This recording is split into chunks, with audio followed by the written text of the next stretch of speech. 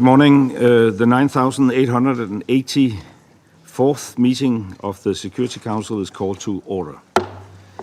The provisional agenda for this meeting is maintenance of international peace and security, advancing adaptability in United Nations peace operations, responding to new realities. And the agenda is approved. I would like to warmly welcome the Secretary General, the distinguished ministers and other high-level representatives present in the Security Council chamber. Your presence today underscores the importance of the subject matter under discussions. Before each of you is a list of speakers who have requested to participate in accordance with Rule 37 and 39 of the Council's provisional rules of procedure, as well as the previous practice of the Council in this regard. We propose that they be invited to participate in this meeting. There being no objection, so it is so decided. The Security Council will now begin its consideration of item 2 of the agenda.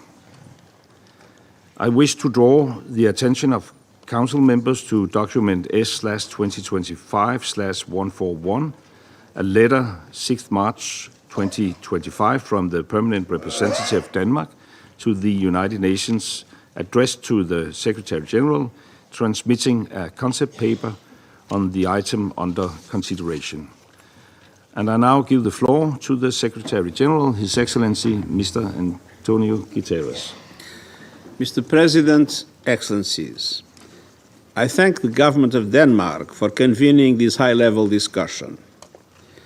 United Nations peace operations safeguard people and communities in some of the most desperate places on Earth. These operations comprise both peacekeeping operations and special political missions. Their work ranges from early warning to preventive diplomacy, from peacemaking to verifying peace agreements to protecting civilians, from negotiating ceasefires to helping parties implement them on the ground, to electoral support and observer missions. Collectively, these operations represent a critical tool at this Council's disposal to maintain international peace and security in a variety of contexts. Since the first special political mission and peacekeeping operation were deployed in 1948, our peace operations have grown, adapted, and evolved. Time and again, they allow us to mount tailored responses that have saved lives, reduced violence, prevented the expansion and spillover of deadly conflicts, and stopped atrocities. Peace operations are designed not only to be an effective example of multilateralism in action, but a cost-effective one. At their best, they show how when the UN comes together to address challenges, the burden is diminished on individual countries alone. But as we all know, peace operations face serious barriers that demand new approaches. Wars are becoming more complex and more deadly. They last longer and are more enmeshed in global and regional dynamics. Negotiated settlements have been harder to achieve. Meanwhile, our peace operations are confronted with a complex interplay of threats, many of which do not respect national borders. Terror and extremist groups, organized crime, the weaponization of new technologies, and the effects of climate change are all testing our capacities to respond. And I regret to say, geopolitical divisions are undermining peace. The bilateral and multilateral arrangements that for decades have managed tensions and maintained stability are eroding. Violations of international law, human rights, and the UN Charter are rampant, seemingly without consequence. Trust is in short supply among and within countries and regions. All of these challenges and more throw fuel on the fires of conflict. And meanwhile, our peace responses are struggling. We see a persistent mismatch between mandates and available resources. And we see increasing differences of views, including in this Council itself, around how peace operations should work, under what circumstances, with what mandates they should be deployed, and for how long. Excellencies, this is a grim diagnosis, but we must face facts. The good news is that, through the Pact for the Future, Member States committed to working to adapt peace operations for the future. This is an important opportunity to gain a shared understanding of what makes peace operations successful, what is hindering their effectiveness, and what new models we can use to make them more adaptable, flexible, and resilient, while recognizing the limitations in situations where there is little or no peace to keep. My recent proposals to you in the context of Haiti are a good example. We must keep working for a political process, owned and led by the Haitian people, that restores democratic institutions through elections. And the UN has a clear role to play in supporting stability and security while addressing the root causes of the appalling crisis. The UN stands ready to assume responsibility of the logistical and operational expenditures, including transportation, medical capabilities, and support for the national police, that can support an enhanced international force by member states that is able to confront the gangs in Haiti and create conditions for peace.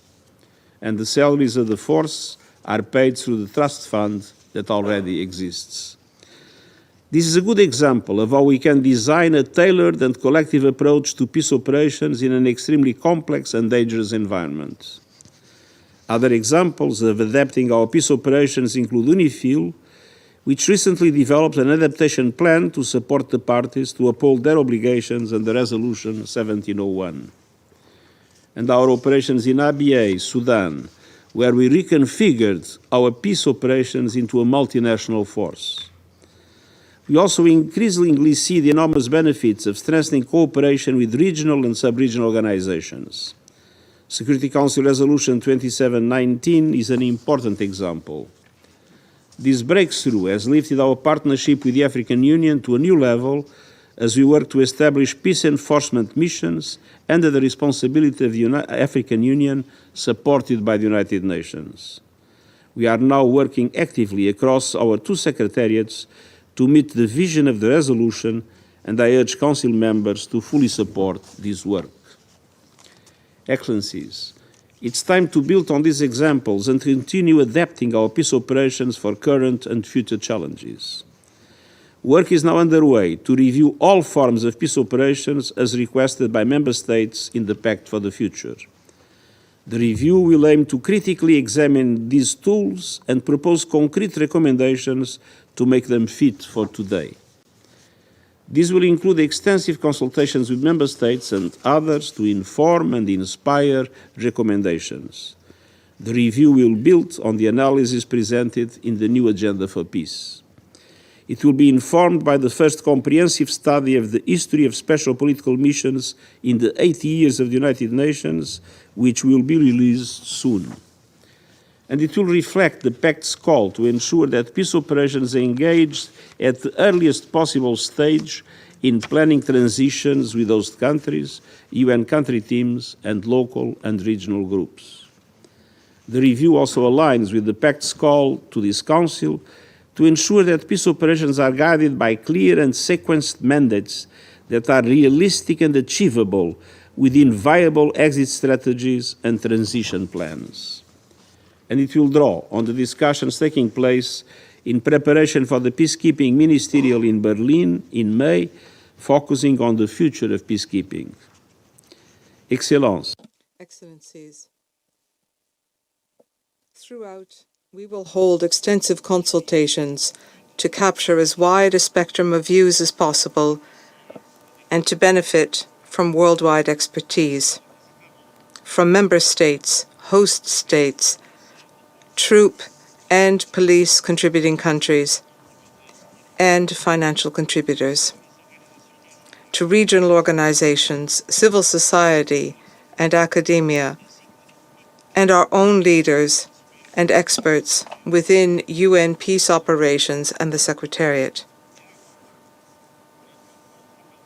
And the review will, of course, help inform our efforts through our UN at 80 initiative to find efficiencies and improvements across our work in light of the continued funding challenges we face as an organization.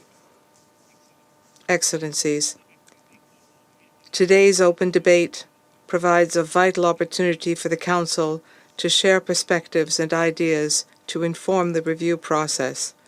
I urge all members to support it, and I call on this Council to continue working to overcome divisions and disagreements around peace operations and to build the unified and consistent political support our peace operations and the men and women who conduct them need and deserve. Thank you. I thank the Secretary General for his briefing, and I will now give the floor to Ms. Jenna Russo. Good morning, Excellencies. Thank you, Mr. President, for inviting the International Peace Institute to participate in today's discussion on advancing adaptability in UN peace operations. It is a pleasure to be here and to speak today on a topic that is at the core of IPI's work. Nearly 80 years ago, the UN was founded first and foremost as an organization for the maintenance of peace, and UN peace operations have been a flagship tool to achieve this aim.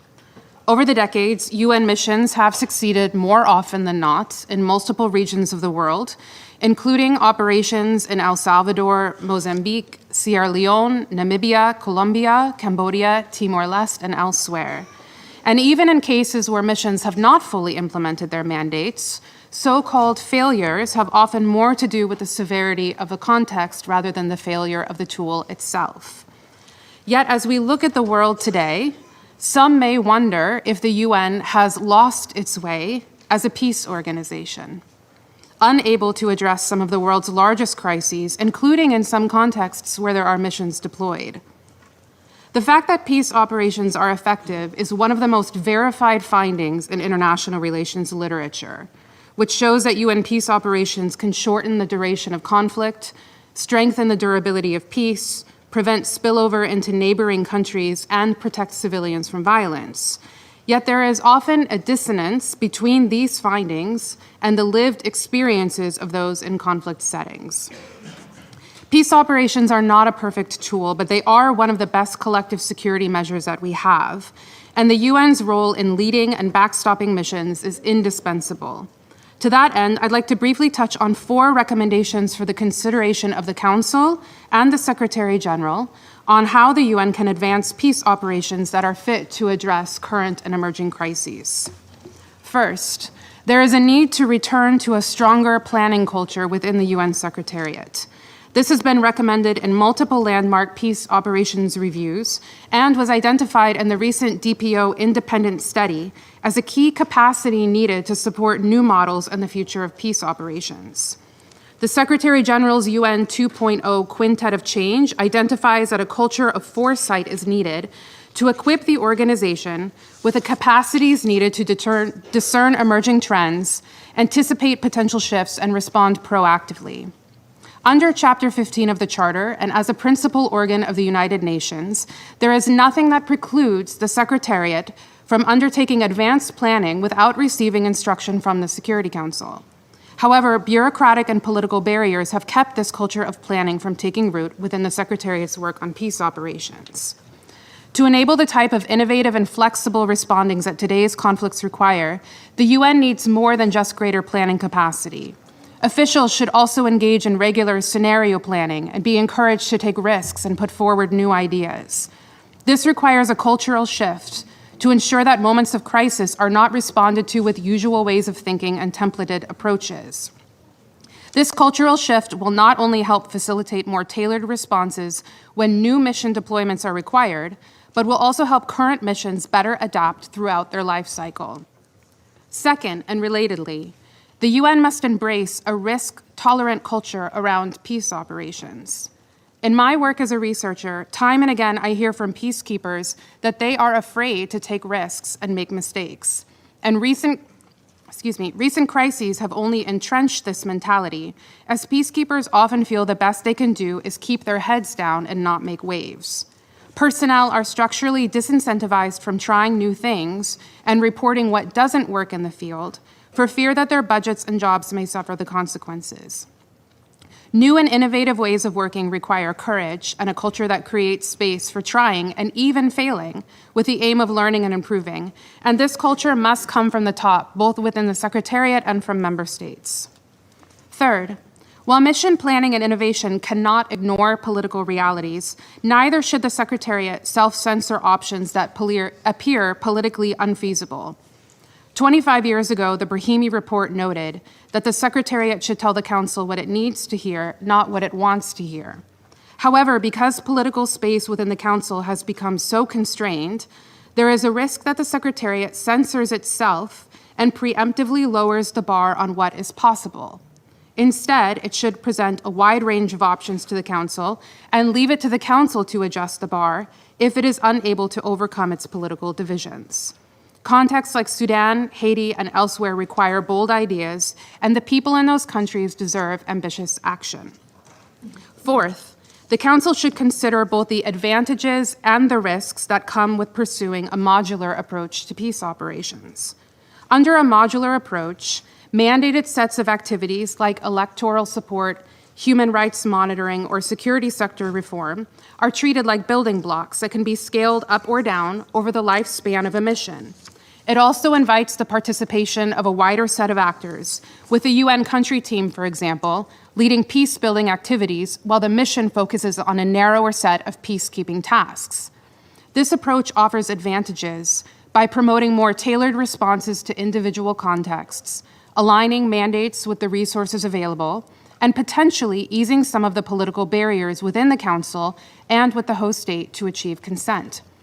It could also alleviate the cliff that comes with mission transitions by scaling down some peacekeeping tasks, even as other peace-building activities remain ongoing.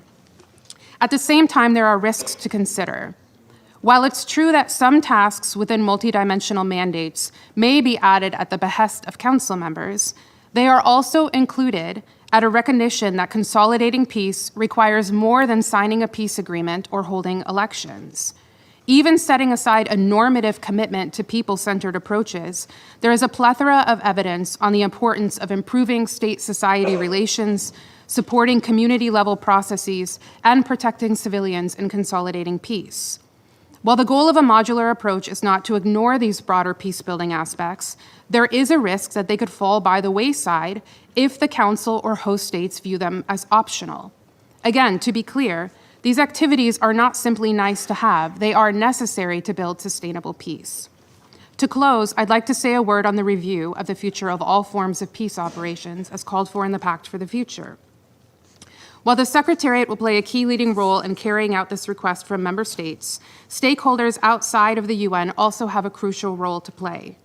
Civil society organizations and those living in current or former peace operations contexts have a unique added value in reflecting on what works and what doesn't work, and their views should be included as part of a people-centered approach.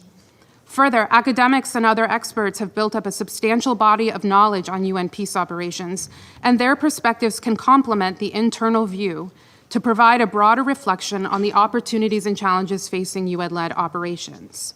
To that end, IPI, along with other civil society organizations, is calling for an inside-outside approach that draws on the substantial expertise of a broad, cross-regional group of academic civil society organizations and independent experts. The role of the third UN has always been important in promoting new ideas and holding the UN accountable for its performance, and we view this role as integral to the review on peace operations. Thus, we call on the Secretary General and member states to recognize this role and facilitate the substantive inclusion of third UN actors in the review process in partnership with the Secretariat. Our world is in need of a strong and inclusive UN, able to act as a global leader in peace. It requires bold leadership, clear vision, and ambitious thinking.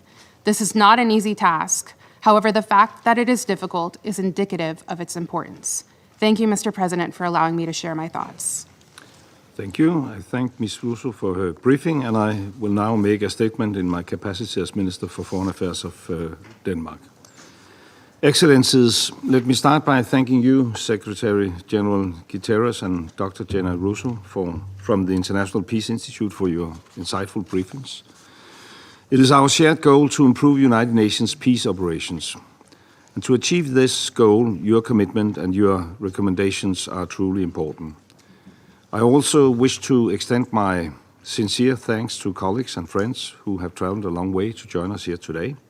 And last but not least, I wish to thank fellow elected members, Pakistan and the Republic of Korea, for coming together with Denmark to form a council trio dedicated to UN peace operations.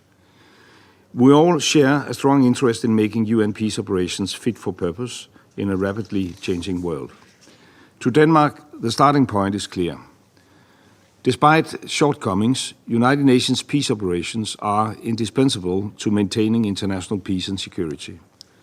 For millions, the blue flag and the blue helmet are symbols of hope. To the families sheltering in an IDP camp in the Democratic Republic of Congo, they mean protection. To the communities affected by climate change in South Sudan, it means support. To the women and girls facing erasure and persecution in Afghanistan, the blue flag means inclusion. UN peace operations are one example of the promise of the Charter put into action. Let me therefore also extend my thanks to the women and men from all corners of the globe who put themselves in harm's way under the UN flag. Your safety and security are essential for fulfilling the vital mandates of this Council. But just as conflicts and needs have evolved around the globe, so must our tools. Colleagues, our discussions today comes at a pivotal moment.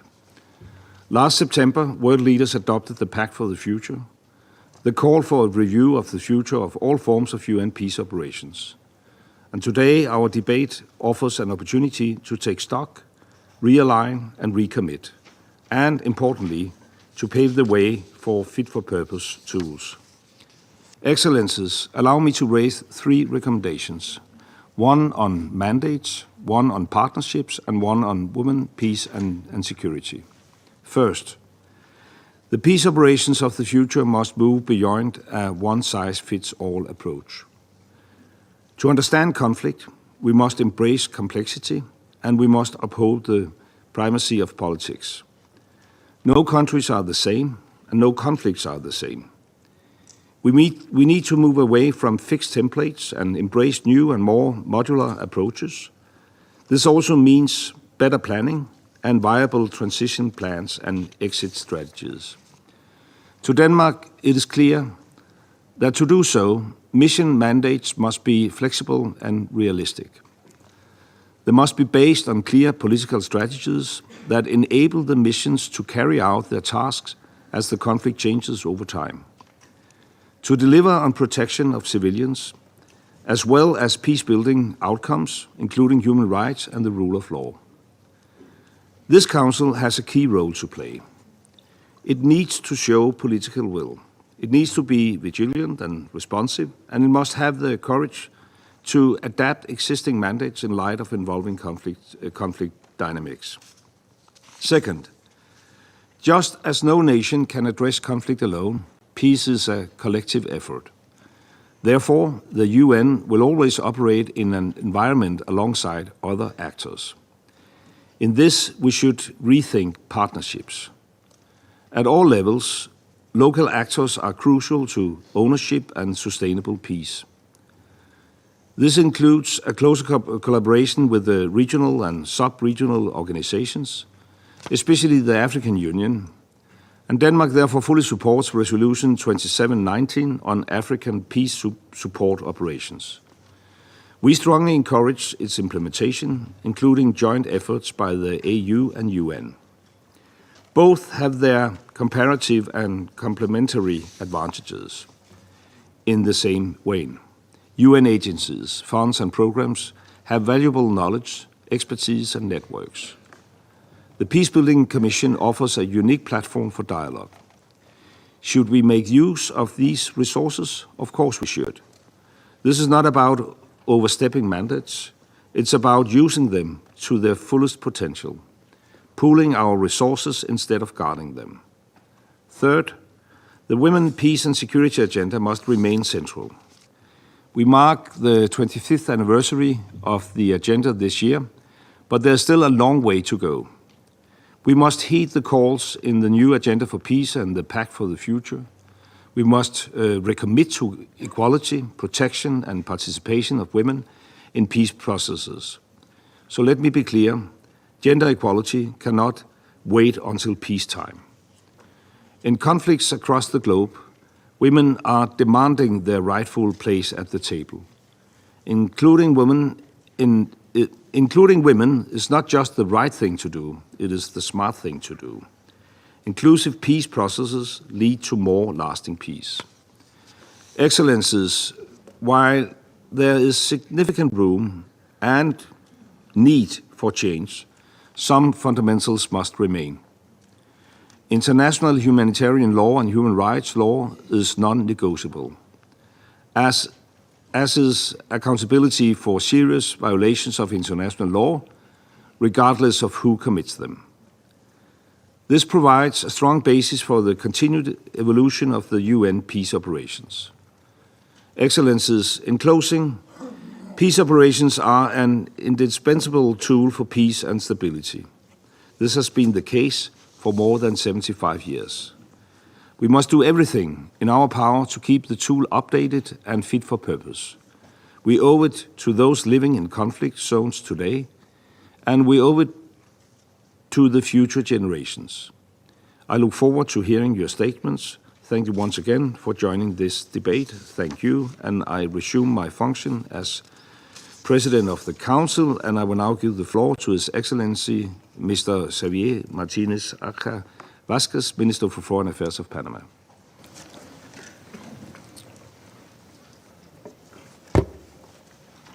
Señor Presidente. Mr. President, Your Excellency Antonio Gutierrez,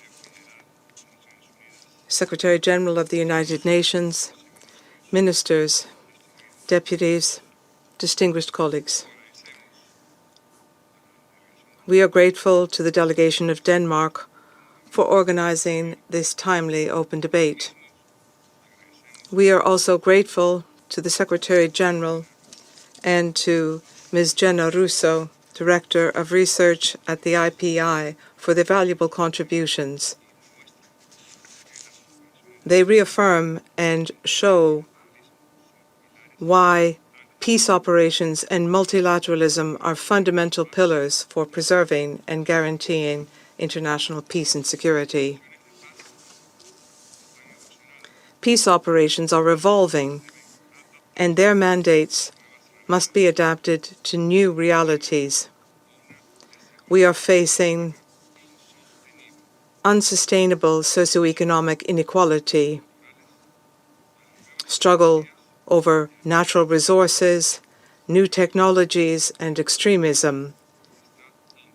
Each of these challenges are interconnected, and their consequences go far beyond established borders.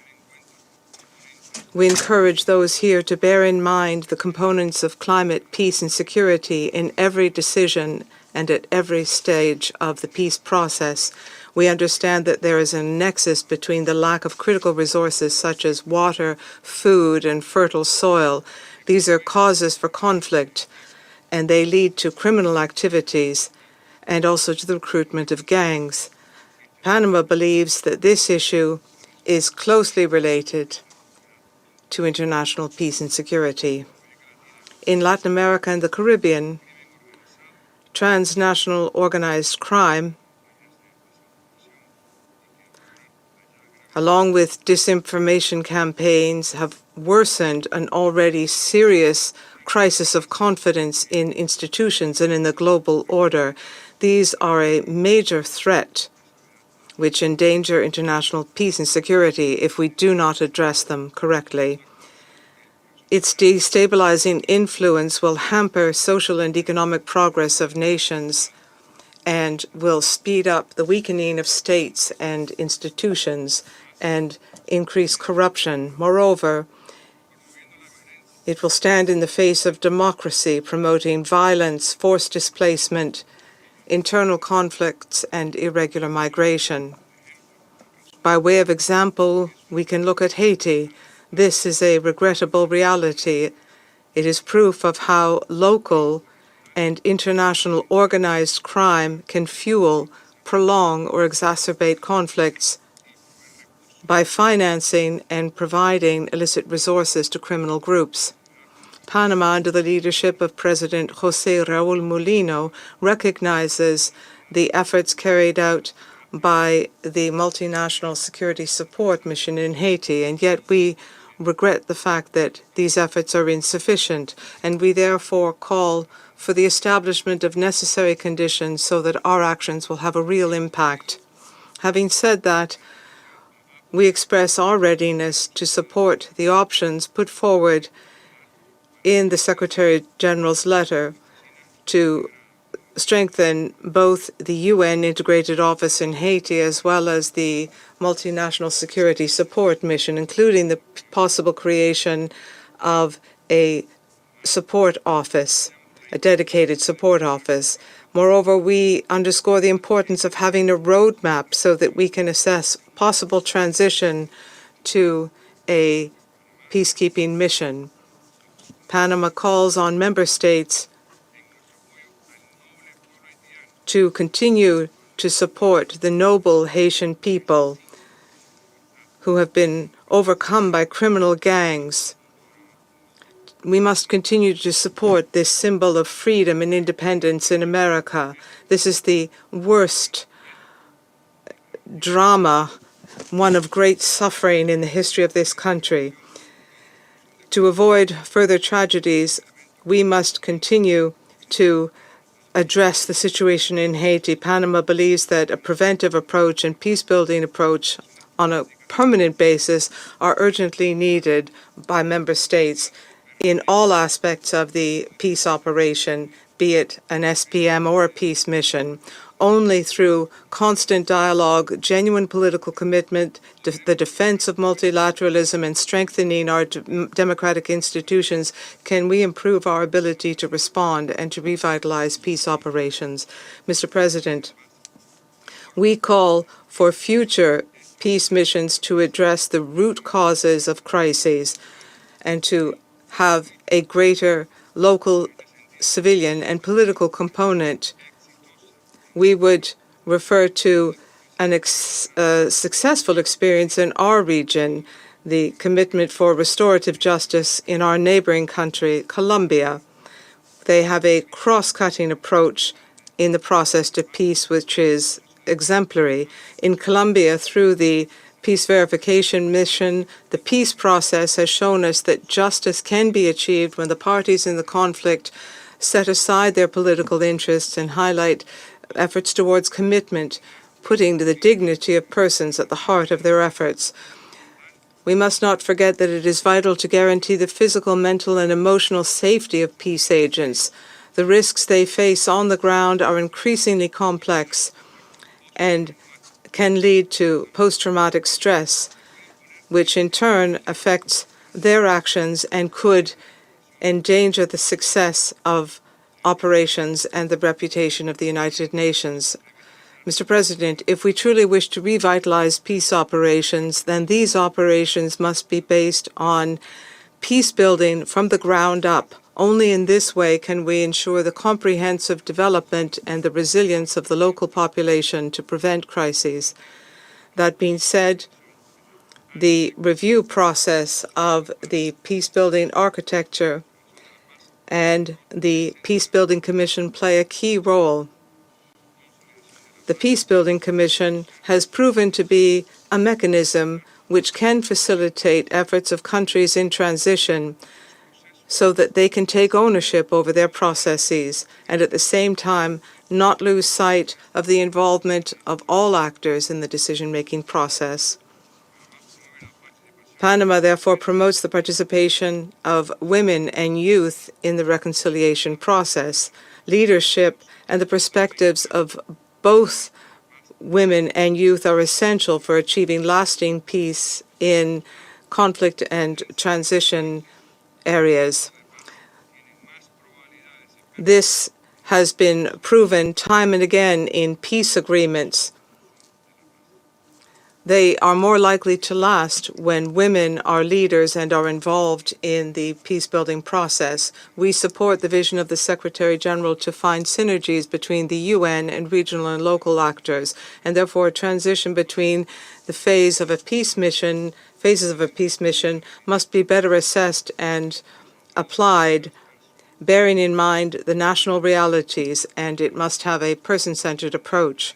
Mr. President, we support the independent study of the future of peace operations as a roadmap which seeks to strengthen and improve adaptability of peace operations leading up to the ministerial conference in Berlin next May. We trust that this conference will make more robust the commitment of states to ensure predictable and sustainable financing for this appropriate functioning of these new proposed models. Similarly, as has been mentioned in the study, we urge greater coordination in peace operations with local authorities and regional bodies such as the African Union, the European Union, the League of Arab States, ASEAN, the Organization of American States, CARICOM, to mention but a few. Mr. President, peacekeeping missions must safeguard the principles of the UN Charter, particularly those of territorial integrity and sovereignty. These are concepts and truths which, in today's circumstances, Panama defends and protects firmly. We reiterate that you can count on the support of Panama to continue to bolster multilateralism as a mechanism for addressing global challenges. We are committed to defending the order which we have built together. Our guiding star must be maintained. We must always seek out the common good. We must respect and comply with the principles of international and humanitarian law. Only this North Star and innovation will ensure revitalization of the United Nations and its operations. In this way, we will be able to bolster respect which this institution deserves and the legitimacy which it has built up and has shown in its 80 years of existence. Thank you. I thank His Excellency Mr. Martinez Vasquez for his statement. I will now give the floor to Her Excellency Ms. Isun Kang, Vice Minister for Foreign Affairs of the Republic of Korea. Thank you, Mr. President. I also thank the Secretary General and the Director of IPI for their insightful briefings. I would like to begin by paying tribute to all the peacekeepers who bravely carry out their mandates despite the dire conditions they face on the front lines.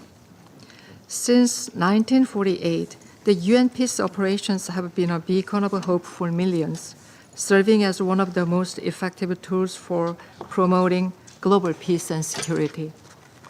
However, these operations now face increasingly complex challenges, including heightened geopolitical competition, transnational crime, the weaponization of emerging technologies, and escalating adverse effects of climate change. Recent transitions, such as in MONUSCO and MINUSMA, have raised questions about the effectiveness of peace operations and underscore the urgent need for enhanced adaptability. Today's meeting is particularly timely as it provides an important opportunity to reflect on the future of peacekeeping ahead of the Peacekeeping Ministry in May. As a long-standing financial and troop-contributing country, the Republic of Korea proposes 4 key approaches to strengthen UN peace operations.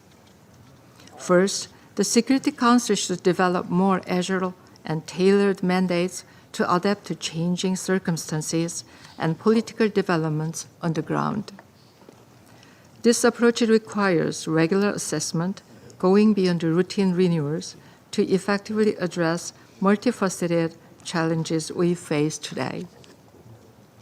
Such tailored mandates must be accompanied by clear political strategies, predictable and sustainable funding, and cooperation with host governments, and key stakeholders.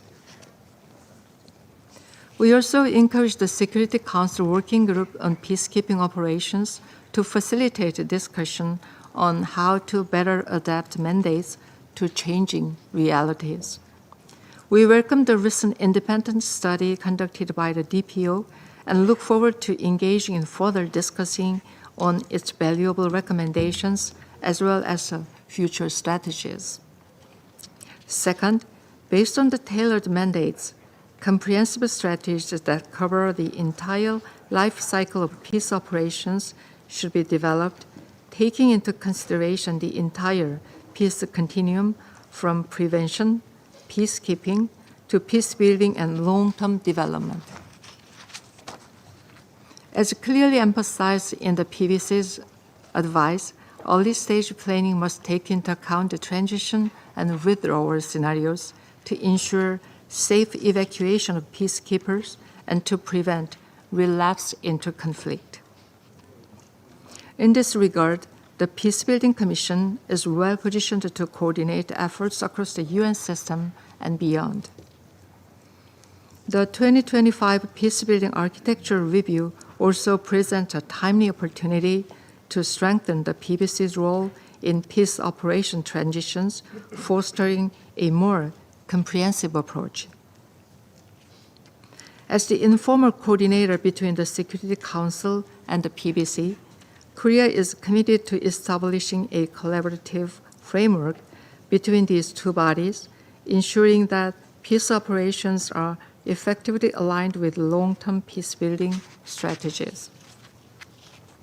Third, strengthening technological capabilities of peace operations is critical for safer and greener operations.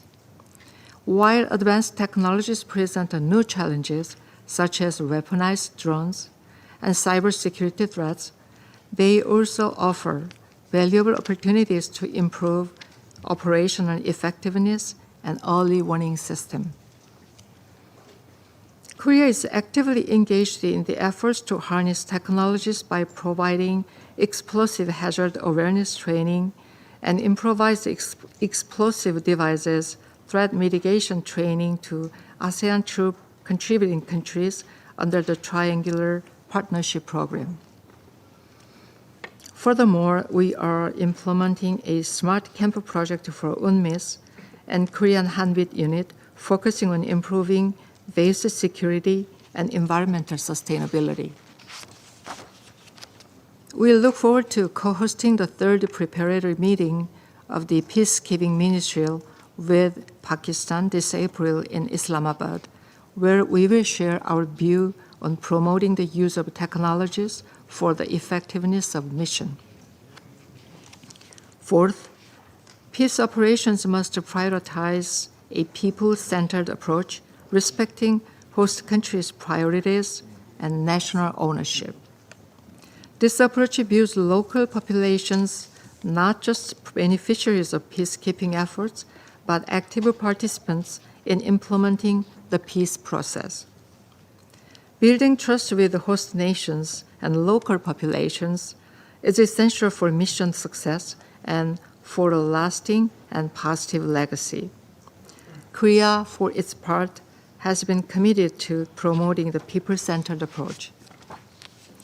Our unit in South Sudan has been actively supporting grassroots initiatives like rice cultivation and vocational training to improve community resilience and quality of life. Social innovation, alongside technological contribution, plays a key role in nurturing long-term trust and sustaining peace. Mr. President, the Republic of Korea reaffirms its steadfast commitment to actively contributing to advancing reform efforts and shaping the future of UN peace operations. In close collaboration with the UN and other partners, including the TRIO initiative with Denmark and Pakistan. As we engage in this year's critical discussions, encouraging PKM, PBAR, and the Secretary General's review, we underscore the importance of ensuring that these processes are well coordinated and mutually reinforcing. Thank you. Thank you. I thank Her Excellency Ms. Kang for her statement, and I will now give the floor to His Excellency Mr. Saeed Tariq Fatemi, Special Assistant to the Prime Minister of Pakistan. Mr. President, Pakistan congratulates Denmark for its successful presidency of the Security Council for this month.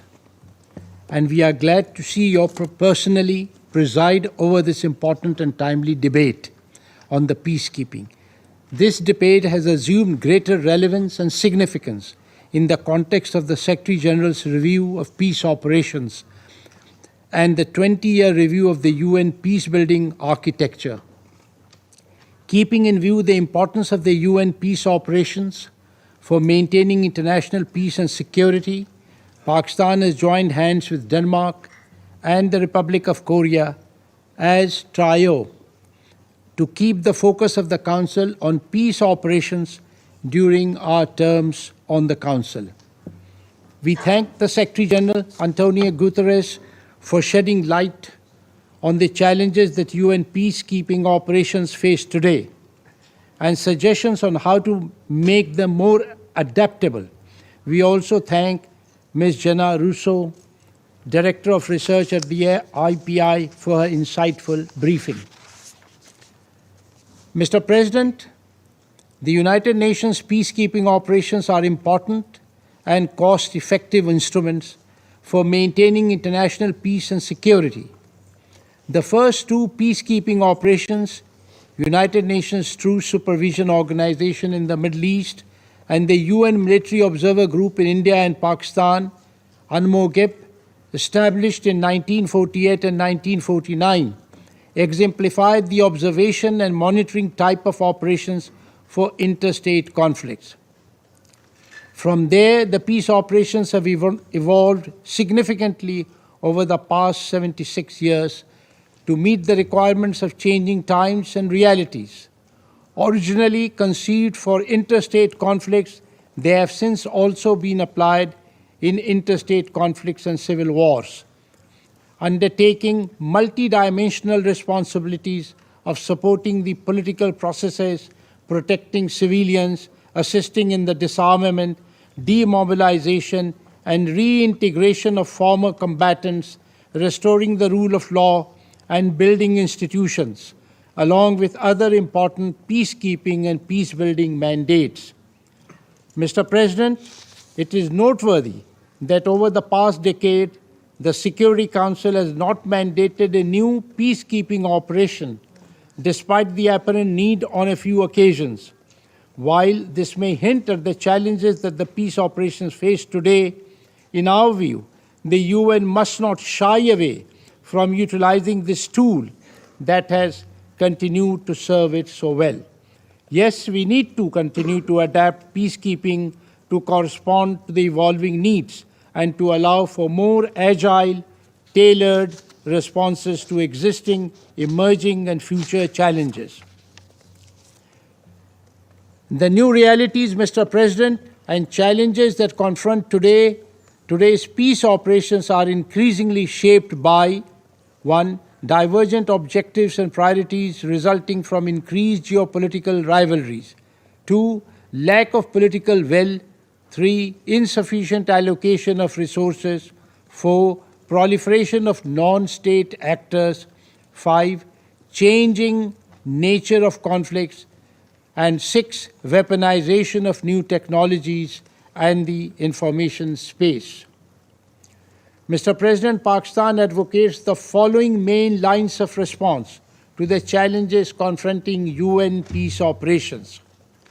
First, success of peacekeeping depends on strong political undertaking by the UN member states, particularly the Security Council.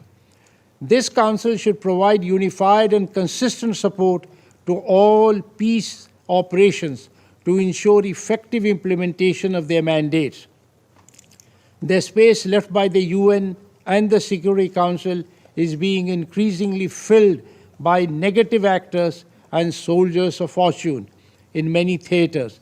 thus proliferating the threats to international peace and security. This space needs to be reclaimed. Second, the Council should tailor the mandates of missions according to the realities on the ground. Mandates should be clear, focused, realistic, and achievable, from ceasefire monitoring to robust peacekeeping and enforcement to multidimensional missions.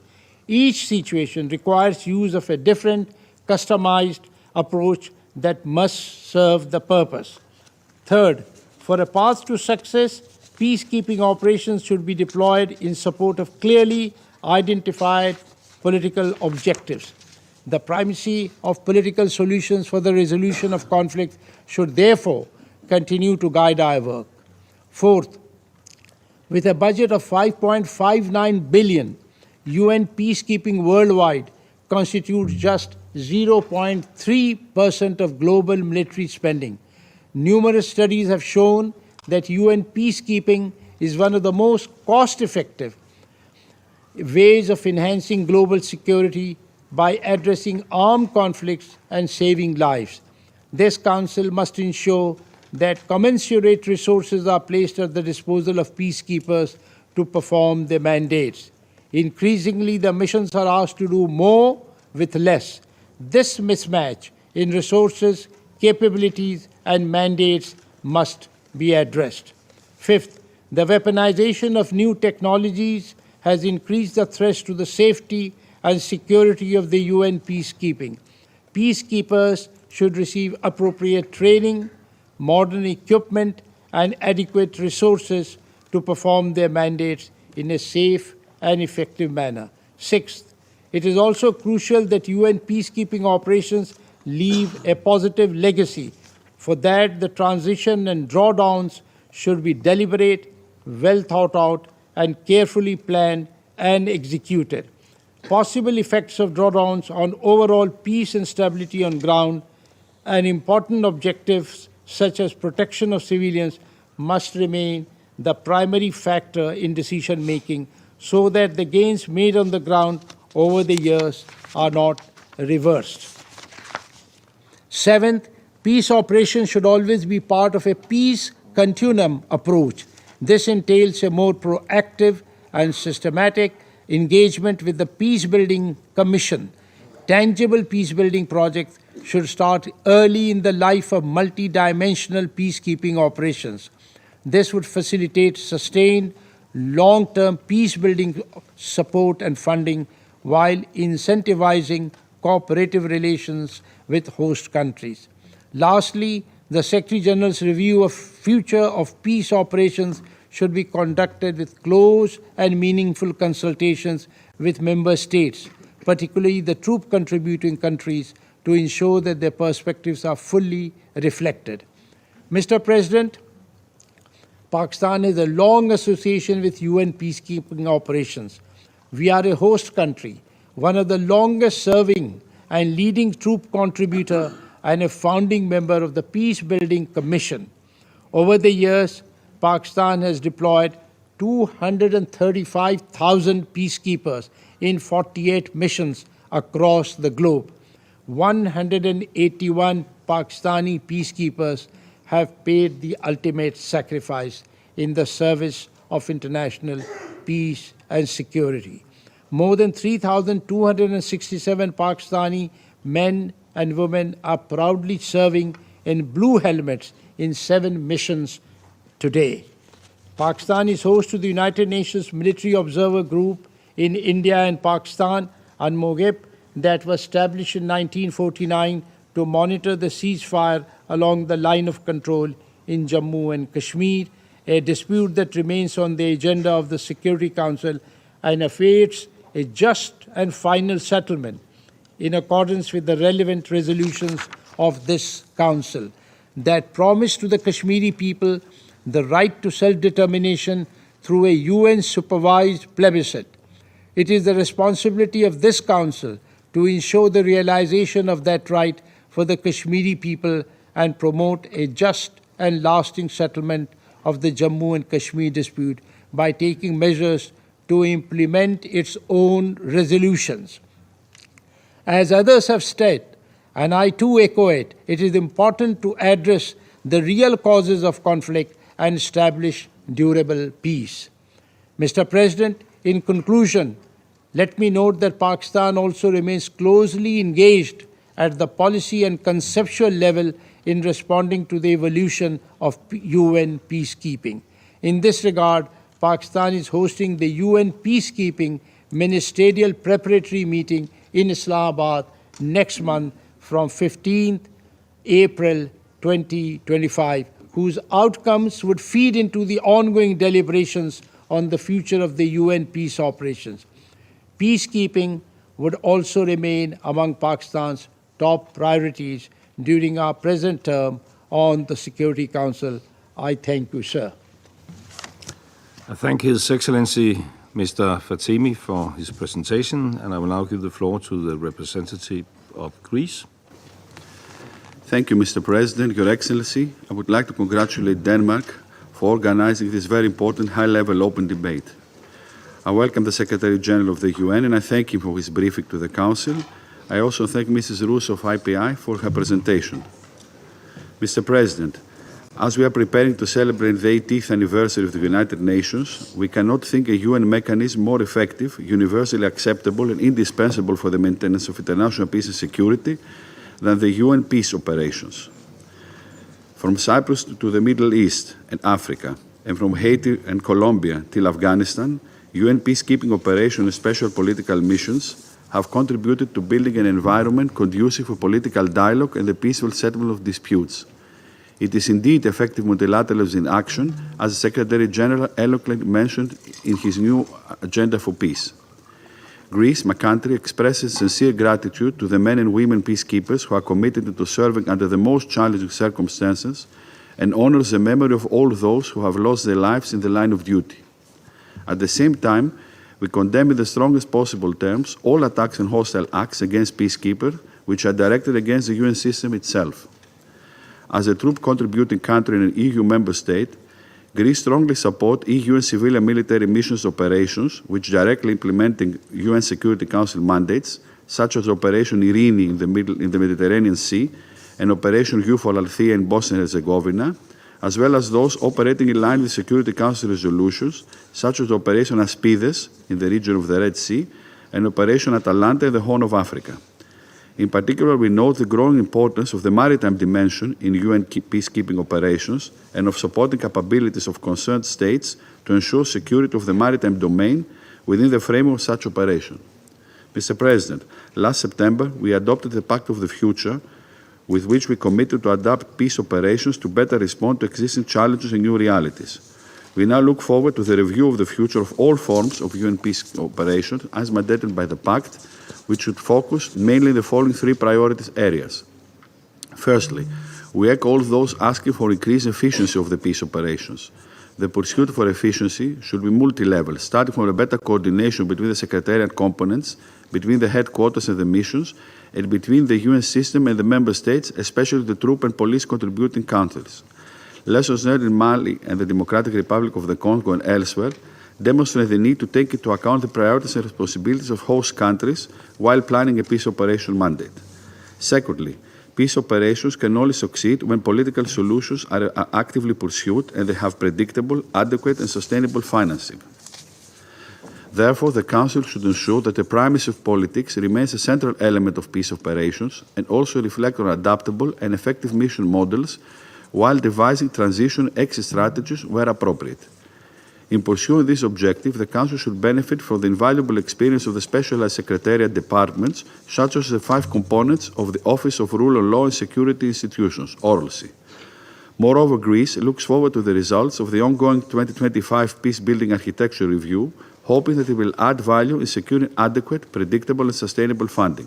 Thirdly, Greece reaffirms the importance of enhanced cooperation between the United Nations and regional and sub-regional organizations, in particular the African Union, including their peace support operations and peace enforcement authorized by the Security Council to maintain or restore international peace and security. My country also supports the Secretary General's call for a new generation of peace enforcement missions and counter-terrorism operations led by Africa partners with Security Council mandate under Chapter 7 and 8 of the Charter of the United Nations with guaranteed funding through assessed contribution. Mr. President, regarding some cross-cutting issues, I cannot stress more the need that all peace operations must prioritize the promotion of the agenda Women, Peace and Security, having in mind that armed conflict disproportionately affects women and girls. Moreover, the Council must ensure that the protection of children is at the core of any mission's mandate and that the highest standard of child protection and gender capacity and training are integrated into all missions. And this brings me to my last point, accountability. We consider the accountability for crimes against peacekeepers and of peacekeepers as an issue of paramount importance. In this vein, my country is ready to engage in the discussion for comprehensive international legal framework which would clarify the circumstances under which UN member states can exercise jurisdiction for misconduct and crimes committed by UN officials and experts on missions, as well as the categories of individuals and crimes subject to that jurisdiction. Mr. President, to conclude, Greece is committed to work towards strengthening the political unity within the Council on the issue of peacekeeping and expresses a sincere hope that the upcoming UN Peacekeeping Ministerium in Berlin will create a positive momentum for advancing adaptability in peacekeeping operations. I thank you. I thank the representative of Greece for the statement and give the floor to the representative of Slovenia. Thank you, Mr. President. I thank Denmark for organizing this meeting, and I thank the UN Secretary General for his insightful briefing, as well as Ms. Russo for her contribution. Mr. President, allow me to begin by emphasizing that meaningful progress in the UN peacekeeping requires a shared vision and strong political will and support. We welcome the fact that debates on peacekeeping have become regular features in the Security Council. We trust that this conversation will pave the way for meaningful progress in Berlin. Without finding a common understanding, it will be challenging to adapt key concepts, provide the necessary capabilities and financial resources, or address pressing operational challenges effectively. We must ensure that peacekeeping is adapted to respond effectively to both immediate needs and unforeseen challenges. Peacekeeping must be comfortable with constantly evolving challenges and demands, including through integrating technology-driven solutions that will enable faster decision-making and more effective conflict resolution. Let me therefore highlight key areas we identify as important in our decisive action. First, by better integrating peacekeeping and peacebuilding. To achieve long-term stability, it is vital to address the root causes of instability and conflicts. This must be coupled with strengthening of democratic institutions, the rule of law and good governance, including effective and accountable security sector. Simultaneously, promoting inclusive socioeconomic development and enhancing societal resilience are key. These interconnected elements form the foundation for stability, sustainable development, and lasting peace. As we discuss the future of the UN peacekeeping and simultaneously undertake a review of the peacebuilding architecture, we must seize the opportunity to increase synergies between prevention, peacekeeping, and peacebuilding. We welcome the Peacebuilding Commission's written advice to the Council on the topic of today's discussion and the important role it has played in the transition context. Second, by strengthening political solutions in peacekeeping. Missions must be proactive, not just reactive. This requires enhancing early warning and rapid response capabilities to address conflicts before they escalate. Furthermore, it requires the development of flexible, regionally tailored mechanisms to ensure smooth transitions between diplomatic engagements, peacekeeping, post-conflict stabilization, and sustaining peace. Third, by enhancing coordination within and beyond the UN. The Security Council must strengthen its collaboration within the UN system, particularly by better utilizing the Military Staff Committee. Improved coordination with the UN development agencies will support smooth transitions from conflict stabilization and post-conflict rehabilitation to a long-term resilience building. In addition, the Security Council should foster greater collaboration with regional and global partners, such as, for example, the African Union and the European Union, international financial institutions, and civil society, This will ensure a truly comprehensive global approach.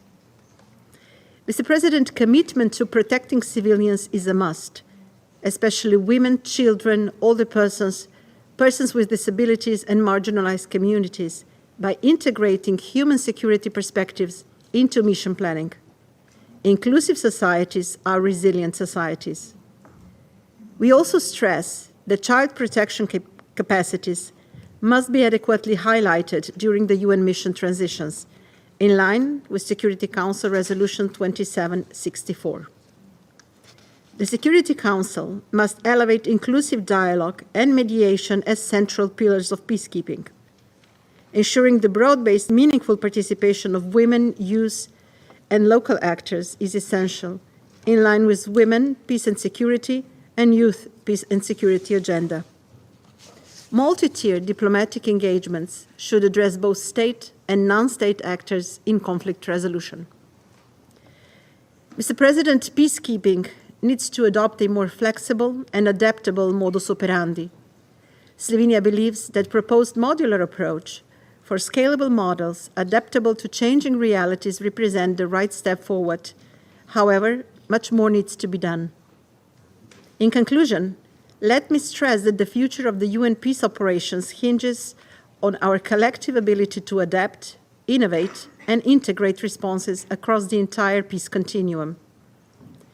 Advancing adaptability is not only real-time crisis response, but also about anticipating future challenges to ensure that the UN peace efforts remain proactive, inclusive, and results-driven.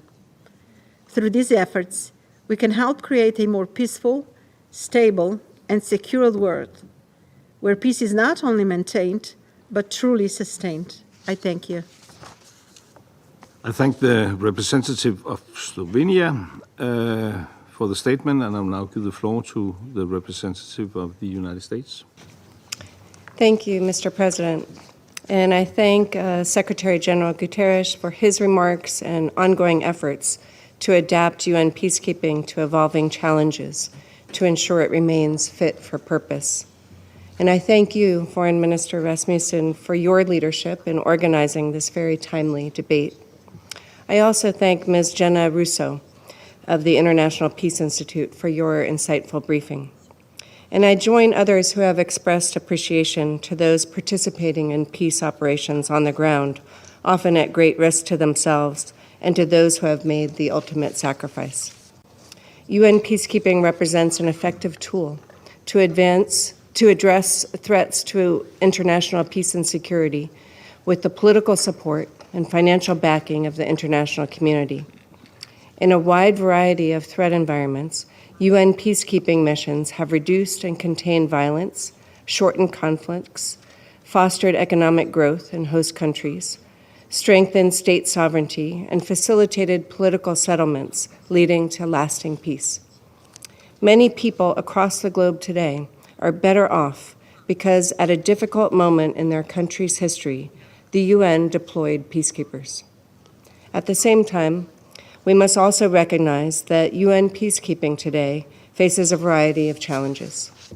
These include an increasingly multipolar international system, leading to a lack of consensus on mission mandates, misaligned expectations among UN Security Council, missions, and host nations, declining or fractured host state cooperation and consent, interference from neighboring member states, and the weaponization of new and emerging technologies such as AI and drones or counter-drones.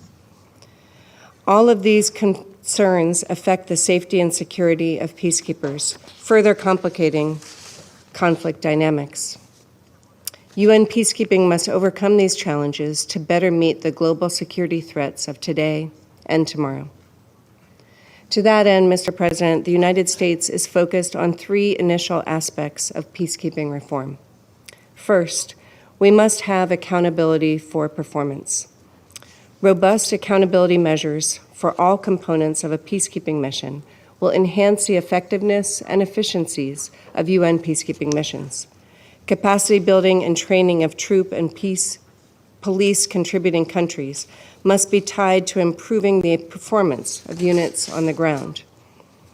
As the global leader in peacekeeping capacity building, the United States has adapted our strategies with partners to ensure our programs have measurable effects on the ground. In addition, accountability for mission performance for both civilian and uniformed personnel should include both incentivizing positive performance and imposing expedient consequences for performance failures, conduct, and discipline issues, and inaction in the face of imminent threat of physical violence against civilians. For example, systematically withholding reimbursement and repatriating or replacing units and staff when appropriate would reinforce the responsibility of missions to more effectively implement their mandates and deliver results. UN Security Council Resolution 2436 called on the UN to improve peacekeeping methods to measure performance, but gaps remain. We must use available data and performance results to ensure all components of peacekeeping operations are held accountable for performance. While the system and assessment processes are providing readiness data, UN decision-making on force generation must be based on the performance record of troop and police contributing countries and a demonstrated commitment to uphold the principles of peacekeeping and not on political sensitivities and considerations.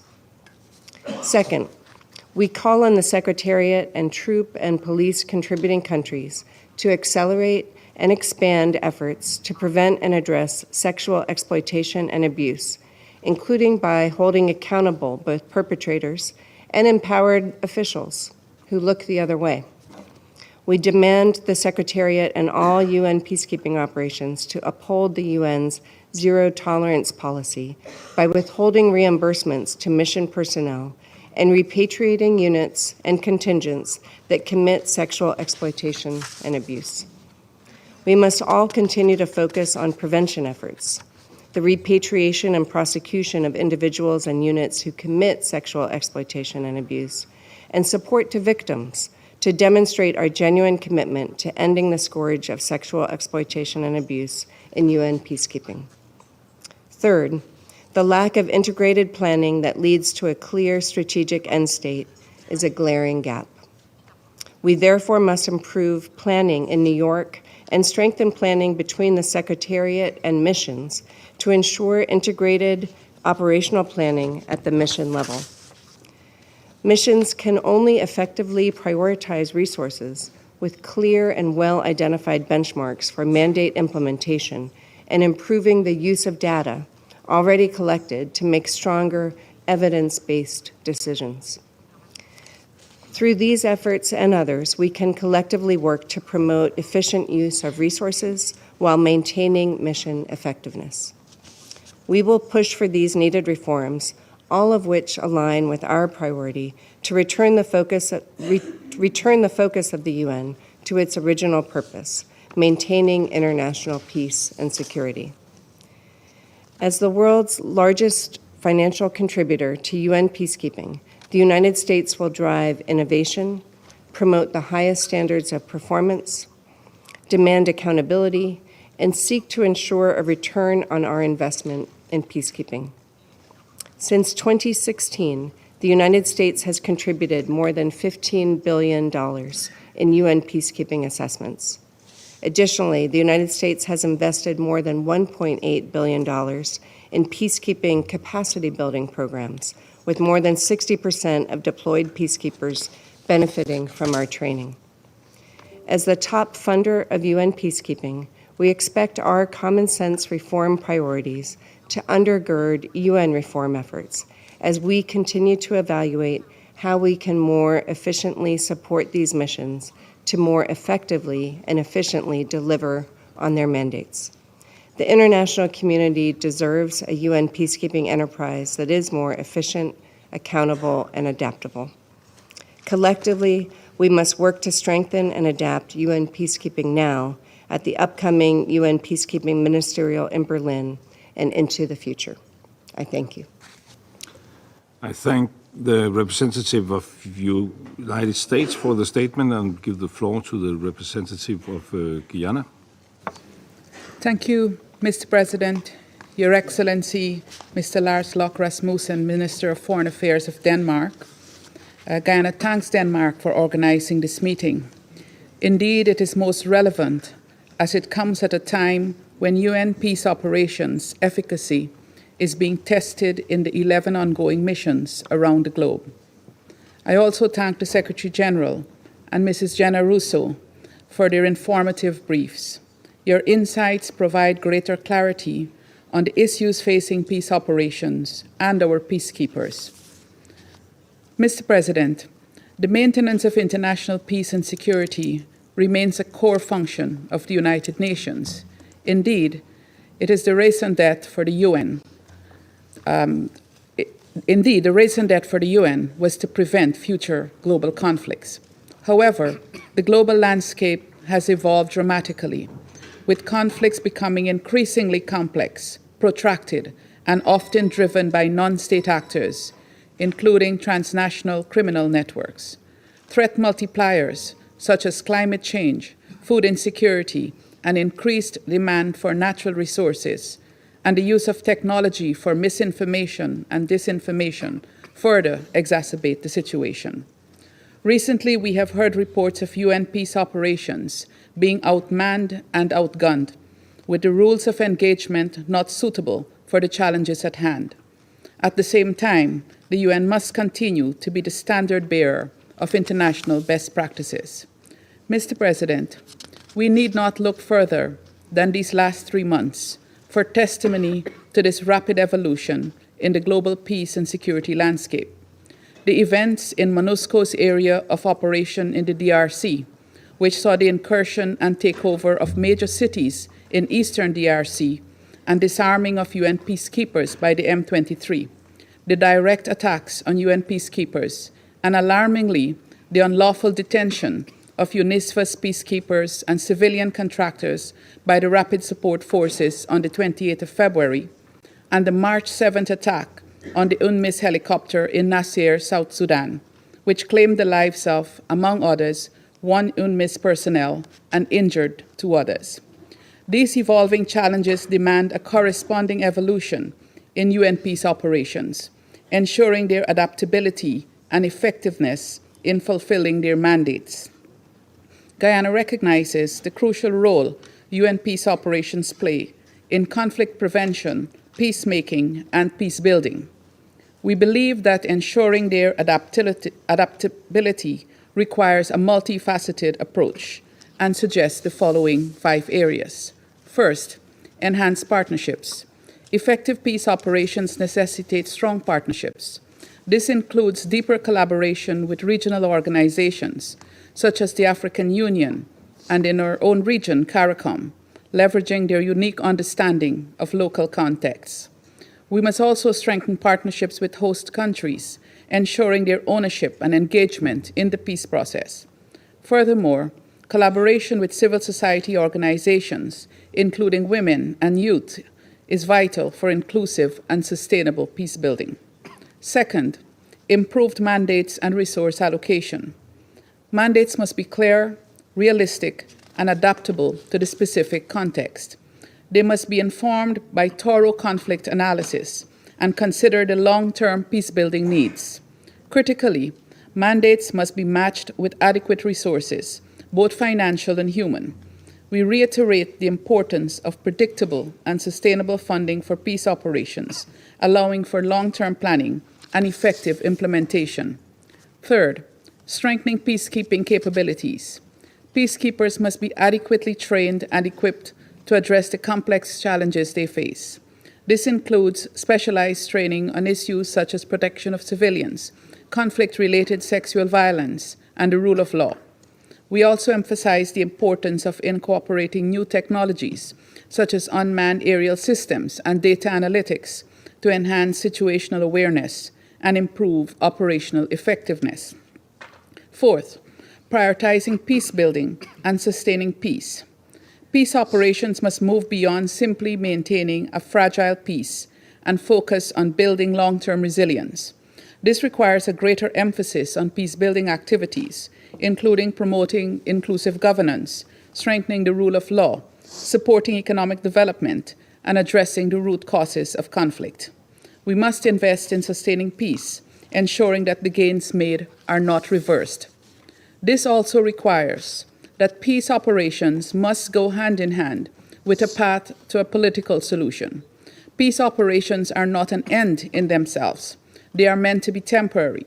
As such, they must be matched with the required political efforts, which are periodically assessed, so that the mandates are not constantly extended amidst protracted political stalemate, where the mission can eventually become fodder when responsibility is assigned and even asked to leave prematurely.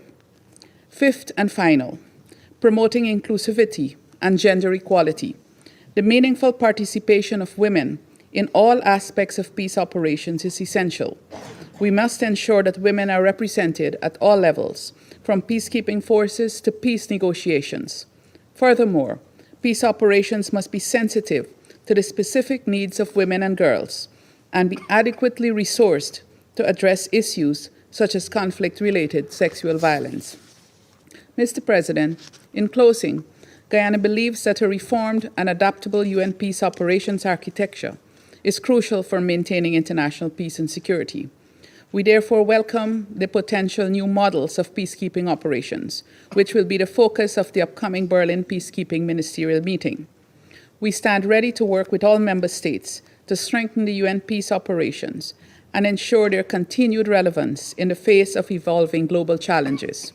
We commend the Secretary General's efforts in this regard and reiterate our commitment to supporting his vision for a more effective and responsive United Nations.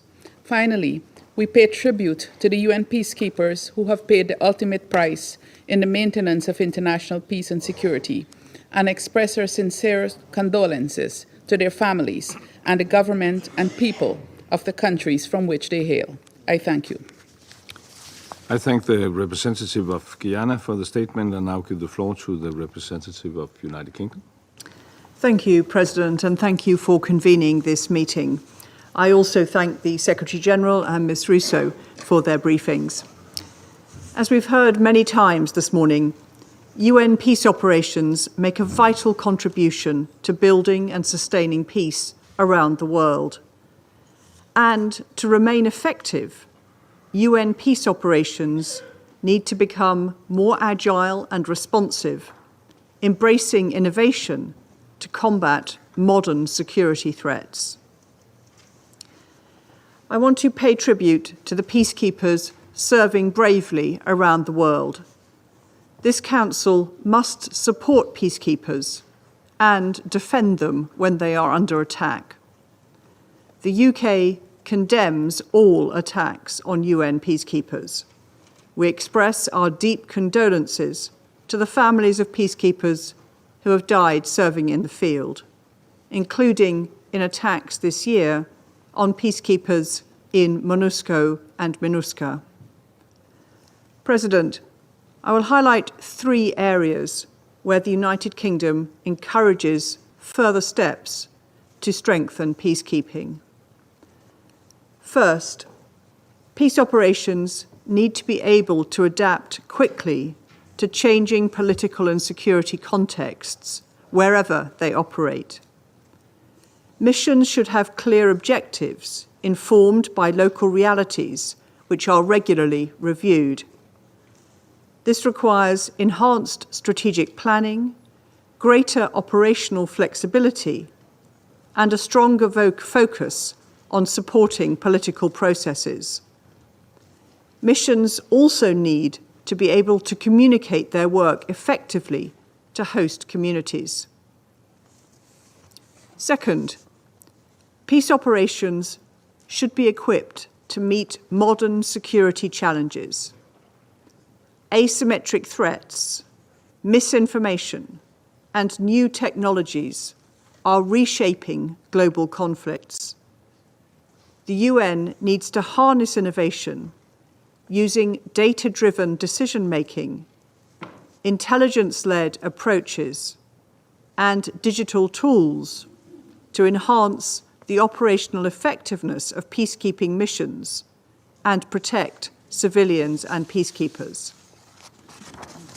And peacekeepers require specialized capabilities, matching the realities they face, training on emerging threats, including cyber warfare, disinformation campaigns, and climate-related security risks, should all become an integral part of peacekeeping preparedness.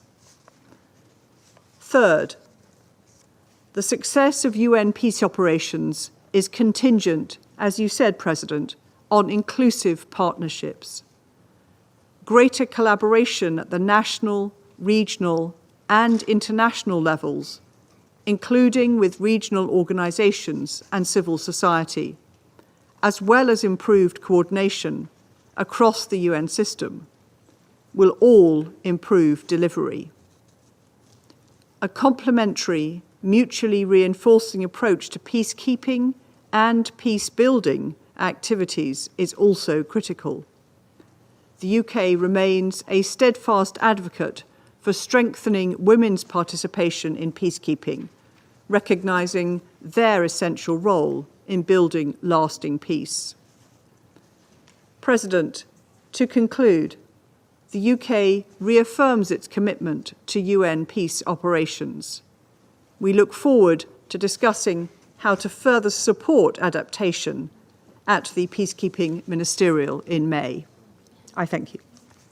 I thank the representative of United Kingdom for the statement, and I will now give the floor to the representative of France. Merci. Thank you, Minister. Thank you, Mr. President. I also would like to thank the Secretary General and Ms. Russo. Thank you for your very edifying presentations. I also would like to thank Denmark for organizing this open debate on such an essential topic during their presidency. Thank you.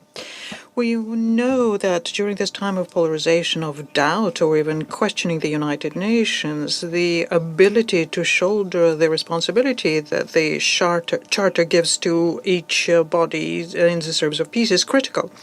And this means close cooperation between the Council, the Secretary General, and the Secretariat, and all of the member states which are involved in peacekeeping. We also know that peacekeeping is at the heart of what's been done by the United Nations and the Security Council in particular. For several years now, the world has been witnessing not just a greater conflict, but also even an attempt to justify the use of unlimited force to settle differences. And more than ever now, this body needs to retain its calling to work for peace, to propose political solutions, and to negotiate compromise whilst remaining in line with the Charter and the basic principles it guarantees. On behalf of France, I would like to underscore 3 points today. First of all, there have been numerous successes since the PKO came into being. Conflicts have been resolved, or the presence of the United Nations managed to suspend hostilities.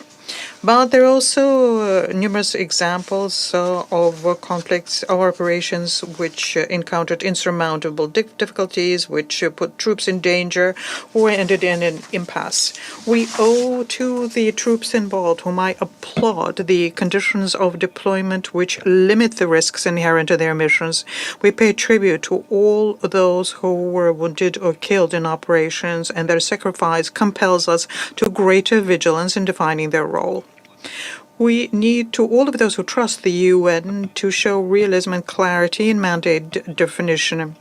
This is always a result of negotiations where the interest of everyone needs to be taken into account, but let me guard against having things which are ambiguous or poorly adapted. Peacekeeping operations are an irreplaceable instrument to contribute to political solutions, lasting ones, to come to conflicts. They do not substitute them. They're temporary in nature. They are a tool at the disposal of the United Nations amongst many other instruments and need to be part of a strategy. For them to be successful, the mandate has to be based on clear, realistic political objectives, allowing them to adapt to evolving political and security situation locally, remaining effective and having, if need be, a a robust approach. And this is a goal of the peacekeeping reform, which we support. This is the case for the UNIFIL, for example, where it's reinforcing its posture in the context of the cessation of hostilities in November. Let's support the efforts, support this positive trend that came into being, being recently, and the full implementation of Resolution 1701. The Council has to remain at the level of responsibility given by a charter and overcome the divisions. And we did that when we adopted Resolution 2073 unanimously at the time when the crisis in the east of the DRC was accelerating dangerously. Experience has shown that the capacity of the Council to speak with one voice is a significant factor of success with peace operations. When we have such a consensus, the Council can build on the vast experience that we have within the UN and amongst member states, and in particular among the troop contributing countries, so as to have missions which are adapted to the goals. Further, the unity of the Council pushes parties to the Council to see the interest of negotiating for peace. Division facilitates manipulation, and the unity pushes towards compromise. So my last and third point on behalf of France that I would like to make: peacekeeping operations is a tool within a larger gamut, and its success depends on how many other levers are used. This implies, for example, a synergy between peacekeeping and peace building. In particular when it comes to transitions. So this also means strengthening partnerships, in particular with regional organizations involved in the management of a crisis. The Security Council decided in December last to apply Resolution 2719 in the case of African operation in Somalia. We supported this decision. It's an example of the Council's capacity to find new approaches to strengthen the effectiveness of its action. This also means an interconnection between the political military dimensions and societal dimensions, such as, for example, the role played by women. And this is a very rationale behind the Women, Peace and Security agenda, which we support. The international community expects that the Council plays fully its role of the guarantor of peace and security by building on the capacity it has and the UN places on the PKOs on itself or with partners or regional initiatives, and we will remain mobilized for that, in particular during the follow-up conference in April in Islamabad and then in Berlin. I thank you. Thank you. I thank the representative of France for the statement and now give the floor to the representative of Russian Federation. Mr. President, we would like to thank the UN Secretary General Antonio Guterres, and would like to thank Ms. General Roos for the assessments that they have voiced.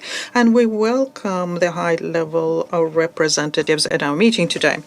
We are discussing today a very voluminous section of the UN activity in the area of maintaining peace and security, specifically peace operations. And this notion includes within itself the peacekeeping operations and the special political missions. They're all UN instruments. At the heart of them is politics. But these two categories of UN presence are very different from each other in terms of their mandates, their goals, and the types of forces and means that they use, and also the way they're funded. Now, depending on what the host country goal is, the international community chooses the means of reacting to a situation and assisting them. And we think that this is a factor that is important to bear in mind when we are discussing the topic of our meeting today. Mr. President, in various intergovernmental platforms of the UN, we have stated many times that the Security Council need to be working out clear and realistic mandates for PKOs and SPMs. Attaining unity in the Council as regards the goals of a mission is indeed not easy. In addition to obvious objectives, mandates take on the priorities of the various participants in a negotiating process, and the Secretariat itself sometimes becomes interested in things. As a result, in practice for many years, instead of focusing our mandates, we were doing the opposite. We were broadening the spectrum spectrum of missions goals. Special political missions, in addition to the traditional political missions, in some cases have to assist in such areas as law enforcement, developing basic laws and constitutions, holding elections. There were also attempts to justify the fact and state that special political missions can help with the protection of civilians, which, in our view, is very far from reality. Peacekeepers, on the other hand, were being given the secondary task of human rights, gender, and climate nature. As a result, we ended up with a situation where missions are present in countries for decades and cost billions of dollars to the international community, and not many of them can boast of successes. Conflicts reach new levels, and people lose hope of seeing positive change. Furthermore, because the international participants become involved in government processes, the host country can end up with a very legitimate concern about the risks of seeing interference in their internal affairs. And the reverse side of that coin is the worry about losing power when such support leaves the country. And this gap between the real results and the cost of missions is becoming an increasingly stronger irritant. All of this confirms that the UN activity in its peacekeeping and political area needs to be thought through again, needs to be improved, and we need to return to realistic scenarios. So far, however, according to what we see, what is being prevalent is attempts of self-justification. It's being said that the host countries are not behaving correctly, that the contingents are not properly trained, that the geopolitical context is very difficult, or disinformation is to be blamed for everything. In addition to that, in the very near future, we run the risk of seeing the financial crisis being piled on top of that. We, however, are convinced that without an honest analysis of why is it that we're encountering a situation where the host countries bring into question their need to host missions or decide to opt for other more effective ways of cooperation. Without doing that, it would be very difficult to move forward. It is only based on such an assessment that we'll be able to find a political rather than the technical solution to the problems that arise. And in this regard, the formalistic search for the so-called innovative and sometimes just purely artificial innovations doesn't seem justified to us. For example, the proposal to work out some kind of modules which either repeat the existing components of mandates or duplicate the task of other UN bodies is not something that we support. What is the point of having theories about the forms of future conflicts having to do with natural disasters, cyber, maritime security, if today we continue encountering a very traditional interstate and internal crises? And tomorrow, quite possibly, we'll encounter something which is completely unpredictable. Meanwhile, what remains unresolved are political issues having to do with the fact that alien ideology is being imposed on the host country, and this is being presented as a universal value. There's also increasing the intelligence gathering potential of the PKO at a time where there is no trust in confidentiality or impartial use of information, or the fact that it's being collected from unreliable sources. Mr. President, we think that the organization for almost 80 years of its existence has gleaned enough expertise and has enough tools to help the states who need such assistance in preventing conflict, in signing peace agreements, in creating conditions for their implementations, or for peace building. And each such situation could have a unique solution worked out for it. We could glean and should glean a lot from the past. At the same time, we're convinced that pushing forward the theory of peace continuum could lead us to having categories of countries which are permanent recipients of UN assistance. And such countries will not only become dependent on the UN, but they will also be limited in their sovereignty. There is no need to automatically transfer of one form of UN presence into another, for example, a PKO into an SPM, etc. What is important to bear in mind is that the ideal thing here is to make sure that after the mandate is implemented, to give full responsibility for conflict prevention to the states themselves. And this is the goal we need to be aiming for. Mr. President, we think that any discussions about the future of peacekeeping or initiatives to reform peacekeeping should be worked out and discussed not at individual conferences in European countries, but in the Security Council and in the Special Committee of the General Assembly on Peacekeeping Operations, which is a unique platform where all interested countries are represented, including the troop contributing countries. Taking into account the work that's being done by the Secretary General to prepare for a review of the future of all UN peace operations, we would like to underscore that it is imperative to have thorough consultations with member states and take their opinions into account. We also think it's necessary to assess which goals of PKO and SPM really help in attaining sustainable peace and which are not seminal or even delay attaining a fragile balance towards reconciliation of parties. It is important to realistically assess what is indeed within the possibility of peace operations or what is outside of such possibilities and requires the will of the conflict parties, bilateral assistance, or involving regional organizations, including the African Union. We're also convinced that whatever changes the UN peacekeeping operations undergo, they need to be based on the absolute imperative of the sovereignty of the host country and strict compliance with the purposes and principles of the UN Charter and the imperative of complying with the basic principles of peacekeeping, consent of the parties, impartiality, and the non-use of force except for self-defense and protection of mandate. In conclusion, I would like to express our support to the peacekeeping and special political missions of the UN, whose troops, police, and civilian personnel continue discharging their tasks, continue saving and alleviating the lives of people, sometimes paying the highest price for that. We are convinced that peacekeeping operations and special political missions will continue being needed in future, and the future will itself tell us which of their forms will prove to be most viable. I thank you. I thank the representative of the Russian Federation for the statement and now give the floor to the representative of Somalia. Mr. President, at the outset, I commend the Danish presidency for convening this timely and important high-level open debate on advanced adaptability in the UN peace operations.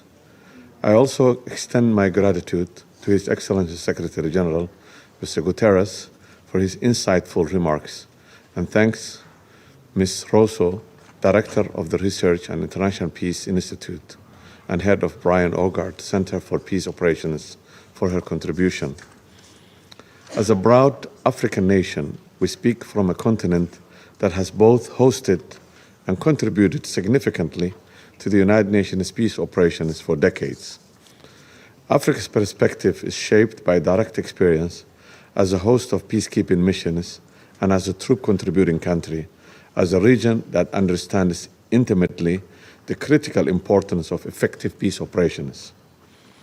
For over 75 years, UN peace operations have indeed been indispensable, yet we must acknowledge both their success and shortcomings, particularly from an African perspective. Mr. President, the Pact for the Future, adopted in September of 2024, rightfully emphasized the need for adaptation, and nowhere in this more evident than in Africa, where the complexity of the conflicts demand innovative approaches. In that vein, let me address several critical points.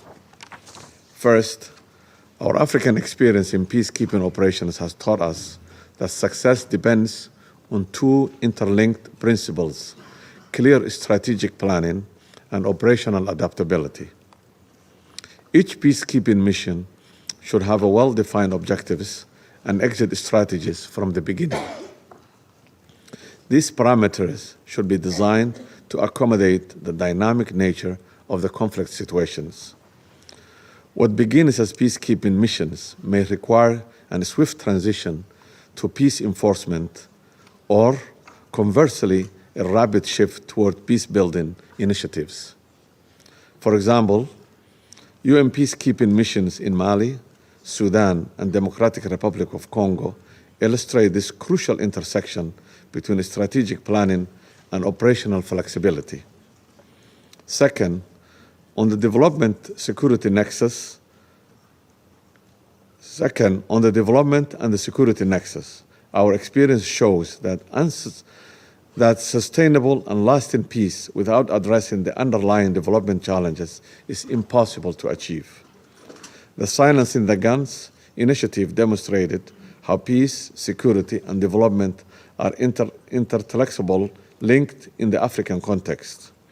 We strongly advocate for the increased nationalization of UN posts and prioritization of the local procurements.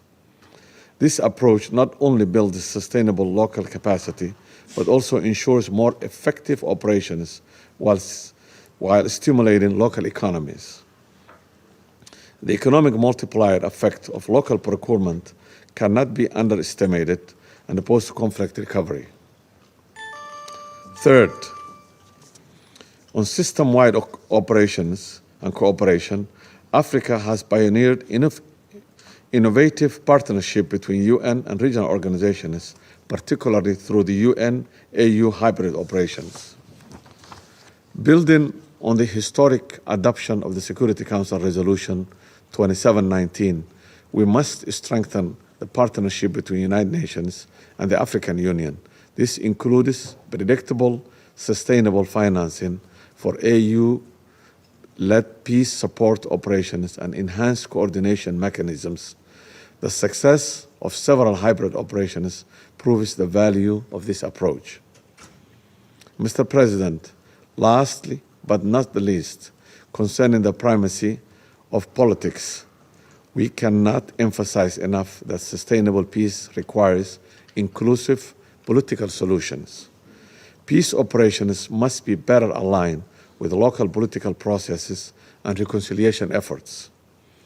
This means ensuring that mandates prioritize support for inclusive dialogue and national ownership of peace processes. Looking ahead to the UN Peacekeeping Ministerial in Berlin this May, we must remember that effectiveness of UN peace operations directly impact millions of lives across our continent.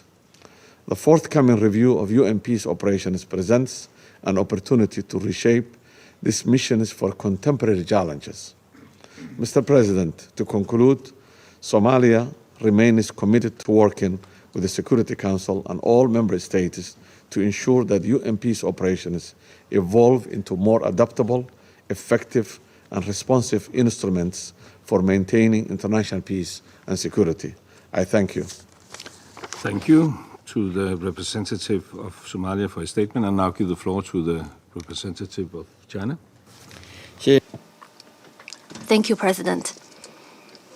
I welcome Foreign Minister Rasmussen as he presides over this meeting today, and thank Secretary General Guterres for his briefing. I also listened attentively to the suggestions proposed by Ms. Russo. Peacekeeping operations and special political missions are important tools for the Security Council to maintain international peace and security. At present, the international and regional security landscapes are undergoing profound changes, and peace operations are facing unprecedented new circumstances and challenges.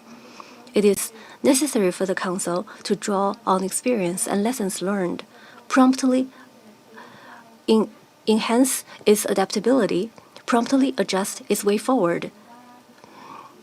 To better fulfill its mandates entrusted by the Council, I wish to make the following points. First, the three principles of peacekeeping should always be upheld as the fundamental guidelines. consent of the parties, impartiality, and non-use of force except in self-defense and defense of the mandate are derived from the UN's long-standing practice and must always be the guiding principles. Any deviation from these principles may lead to unforeseen and complex consequences, contrary to the purpose of peacekeeping. Second, it is essential to maintain stable cooperative relations with the host country, which is a prerequisite for the smooth implementation of peace operations and a key to their success. It is also a critical point for improving adaptability. To this end, the mission should maintain constructive communication with the host country and uphold mutual trust and cooperation. Communication with the local population should be strengthened to enhance their understanding of and support for the mission's mandate and methods of implementation. Peace operations with relevant mandates should, while respecting the host country's ownership, help strengthen its capacity for independent development, improve governance, and achieve sustainable development so as to further solidify the foundation for peace and enhance the public's sense of attainment, thereby winning public support. Third, we must stay focused on core mandates. Peace operations must serve a clear political process and cannot be a substitute for it. Peace operations cannot be expected to solve all problems. China welcomes the SG's proposal in his A New Agenda for Peace to establish mandates that are clear, prioritized, and achievable, and are adjusted in light of evolving situations. It must be emphasized that regardless of how mandates are adjusted, the focus must remain on the core.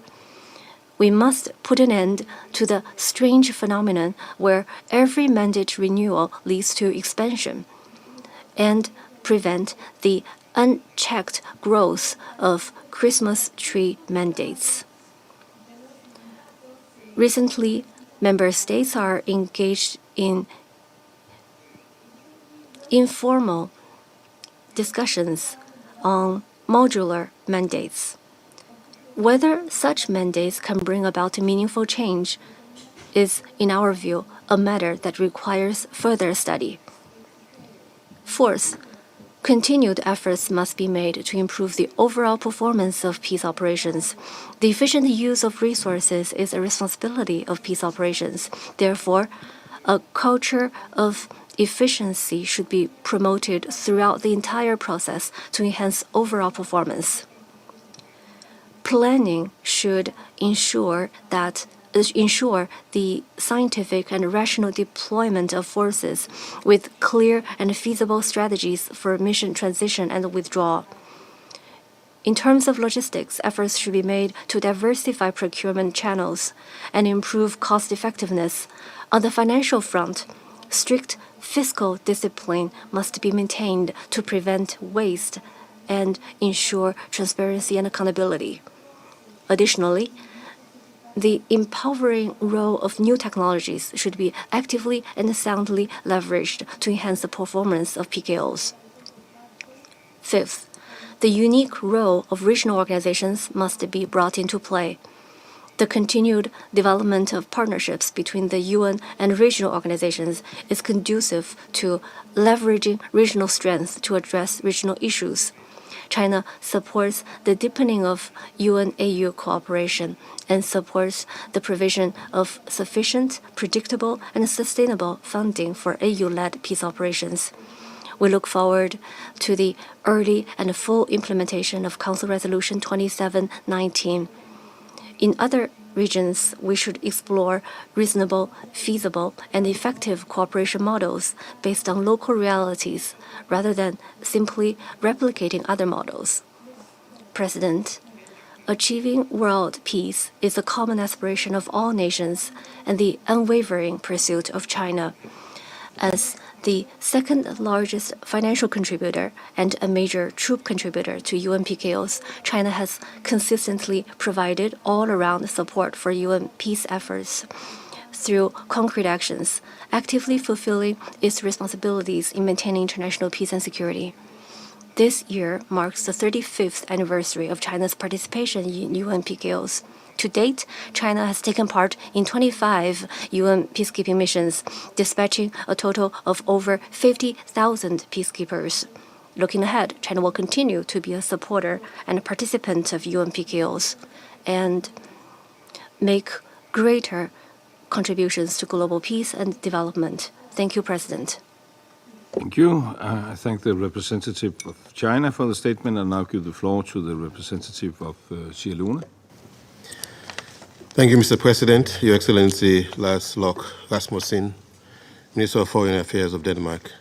I welcome you to the Security Council.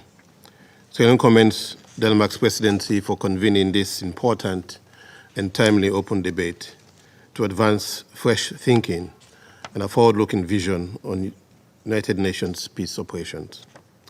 I thank His Excellency Mr. Antonio Guterres, Secretary General of the United Nations, for his insightful briefing on strengthening the effectiveness of integrated UN peace operation, and I also thank Ms. Generoso for her important contribution. Mr. President, over the past 8 decades, the UN has deployed more than 120 peace operations in over 50 countries. And to a very large extent, these missions have helped prevent, manage, and resolve conflicts while protecting civilians in some of the world's most fragile contexts. Peace operations remain a principal instrument in the UN's effort to maintain international peace and security. Sierra Leone speaks from lived experience, both as a former beneficiary of UN peacekeeping and a current contributor to peace and security efforts. As we pay tribute to all peacekeepers and peace operation personnel and honor those who have made the ultimate sacrifice, we echo the prevailing view that peace operations have made significant contributions with notable achievement, even under some of the most difficult conditions. Just over 2 decades ago, Sierra Leone was in the throes of a brutal civil war. The UN mission in Sierra Leone marked a turning point. With robust support and partnership, the mission assisted in disarming more than 75 ex-combatants, restored state authority, and oversaw our first post-conflict democratic elections. What once seemed to be an intractable conflict became one of the UN's landmark peacekeeping success stories. The mission at the time, seen as a prototype for the UN's new emphasis on peace building, showed how a well-resourced and adaptable UN operation can support a country to rebuild, reconcile, and reclaim its future. Mr. President, today's operating environment for peace operations, however, is far more complex and perilous. In many conflict zones, there is tragically no peace to keep. Nearly 98% of UN peacekeepers now serve in missions mandated to protect civilians, with most deployed in active conflict settings, often absent a comprehensive political settlement. This reflects how UN peace operations are increasingly required to engage in multidimensional responses, addressing not just security, but state building, stabilization, and the root causes of conflict. The Pact for the Future acknowledges these challenges and rightly underscores the need to adapt peace operations to better respond to existing challenges and new realities through stronger links to political solutions and more sustainable financing. These priorities echo the recommendations of the 2015 HIPPO report and remain central to the current peace operations reforms. Yet political divides, funding shortfall, and rising host state disengagement continue to challenge mission effectiveness. In light of these realities, and as said already by some members of the Council, the Security Council must ensure that peace operations are equipped with mandates that are clear, realistic, agile, and adaptable, informed by the situation on the ground, and shaped through inclusive engagement with key stakeholders. Against this backdrop, Sierra Leone wishes to highlight 4 key points. First, peace operations must be guided by mandates grounded in political objectives and strategies supported by comprehensive threat assessments.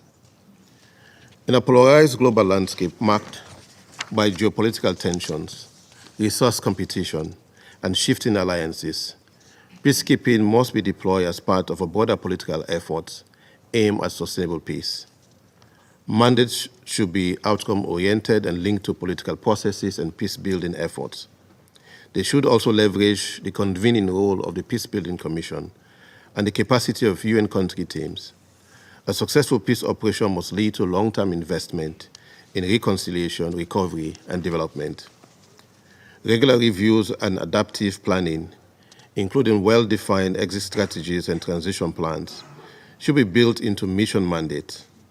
This must be done in close consultation with host governments, field missions, and local communities to ensure ownership and mutual accountability, as outlined in Security Council Resolution 2594. Second, UN peace operations should leverage the comparative advantages of regional and sub-regional organizations. Strategic and operational partnerships, particularly in Africa, have proven essential to tailoring responses to context-specific challenges. This is why the adoption of Security Council Resolution 2719 is a landmark feat, as it marks a significant step towards predictable and sustainable financing for African Union-led peace support operations. When regional arrangements are empowered with sufficient resources and legitimacy, they can be more effective in supporting the full peace continuum, from conflict response and stabilization to reconstruction and peace building. Third, predictable and sustainable financing remains the lifeblood of effective peace operations. No amount of mandate innovation or tactical agility can compensate for underfunding. This is especially true for African-led peace support operations, which frequently face funding gaps and excessive reliance on voluntary contributions. The adoption of Resolution 2719 must now be followed by strong and full implementation. Funding arrangements must be shielded from political shift and driven by the needs of the mission and the civilians they protect. The UN and member states, particularly the members of the Security Council, must stand behind these missions politically and financially. Fourth, both the UN and the TCCs should invest in enhancing the capabilities and professional competence of peacekeepers to respond to emerging threats. Standby forces should be supported through non-discriminatory recruitment, regular training, and mission-specific preparations, including on conflict resolution, protection of civilians, women, peace and security, and youth and peace security agendas, and climate security nexus. Technology and innovation must be harnessed to improve situational awareness, communication, and early warning capabilities.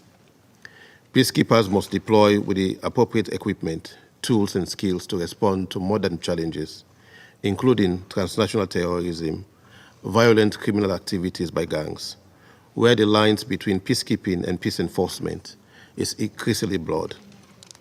Moreover, recognizing the disproportionate impact of conflict on women, girls, and children, we call for robust protection services to be integrated into all missions.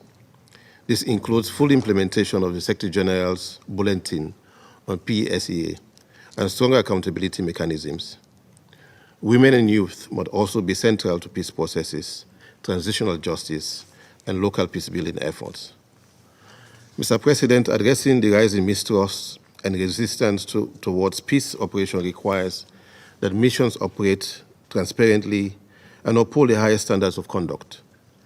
Accountability must be ensured not only by the violations by peacekeepers, but also for the crimes committed against them.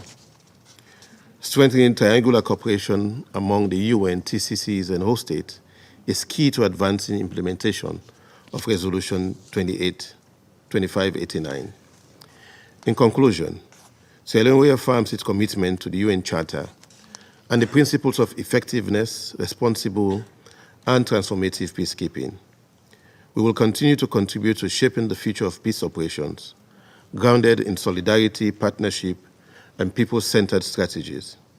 We look forward to the outcomes of the upcoming Peacekeeping Ministerial in Berlin as an opportunity to deepen collective commitment and chart a bold, unified path forward. And I thank you. And I thank the representative of Sierra Leone for the statement, and now give the floor to the representative of Algeria. Thank you, President. I wish at the outset to convey my thanks to the Danish presidency, and especially to you, Minister Lars Rasmussen, for scheduling and chairing this important open debate. We also thank the Secretary General for his insightful briefing, and to Mrs. Jenna Russo for her presentation. And we also wish to join other members of the Council to pay tribute to all blue helmets for their heavy sacrifices for maintaining peace and security all over the world.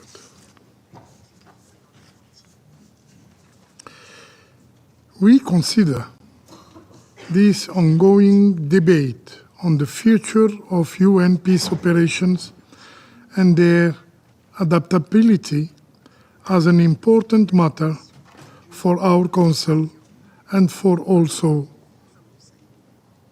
the international community, particularly in the context where UN peace operations are facing tremendous challenges. The Pact for the Future has already set the tone through the request made to the Secretary General to undertake a review of the future of UN peace operations. We therefore look forward to receive the report on this review. And we are preparing for the Berlin Ministerial Conference on peacekeeping next May. We underline the importance of using all possible opportunities to build a unified vision of what will be the future of peacekeeping operation, particularly in terms of adaptability to a changing world. Mr. President, with the belief that UN peace operation remains a relevant tool at our disposal in our collective efforts to maintain international peace and security, Algeria is of the view that these operations are showing their limits and require important adjustments to respond properly to the new challenges.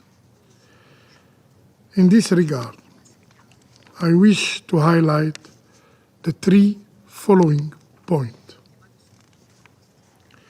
First, the mandate conferred to the UN peace operations need to be streamlined and focused on the core issues, while keeping sight on the central raison d'être of the missions and defining early this end point. We are witnessing in some cases what can be described as Christmas tree mandate, under which UN missions are tasked with an overwhelming number of responsibilities, thus hindering their ability to undertake focused and targeted engagement. Second, adaptability comes through their ability to gather relevant information from the ground. Equipping all UN mission operation without biased exception with a strong component of human rights and protection of civilians is a necessity to improve the work of the UN mission on the ground by monitoring and reporting violation in human rights. Yet, for a long time, we have been lectured on many occasions by some partners on the strategic importance of human rights monitoring, as well as the need to uphold international law, including international humanitarian law. But curiously, when it comes to MINURSO, for example, we have been surprised and astonished by their silence.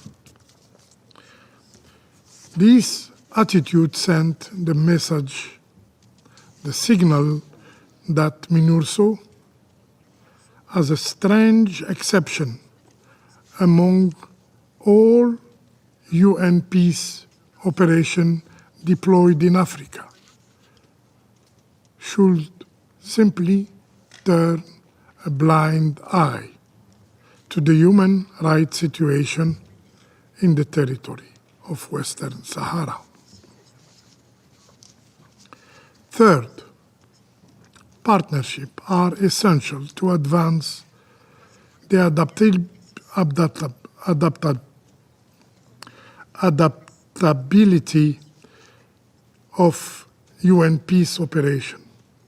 We insist on a stronger cooperation between the UN and regional organizations, particularly the African Union, which is a reliable partner in this regard.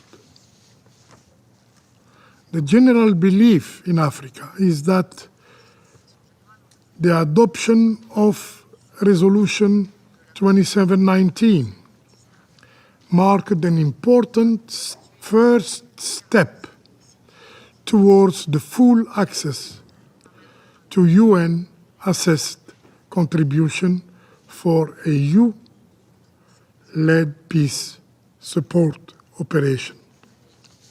However, this step remains insufficient and has to be followed by significant efforts to confer a concrete expression, a concrete implementation to the Chapter 8 of the UN Charter.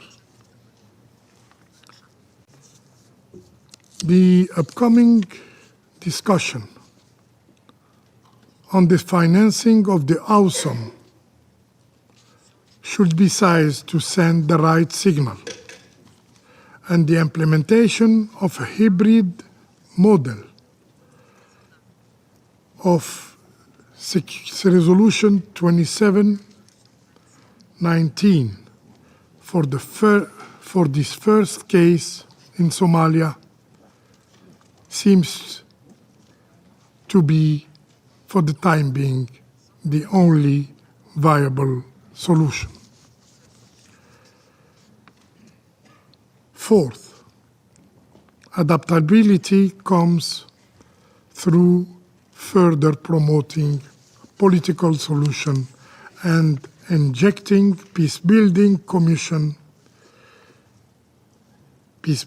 dimension of the mandate of the UN peace operation.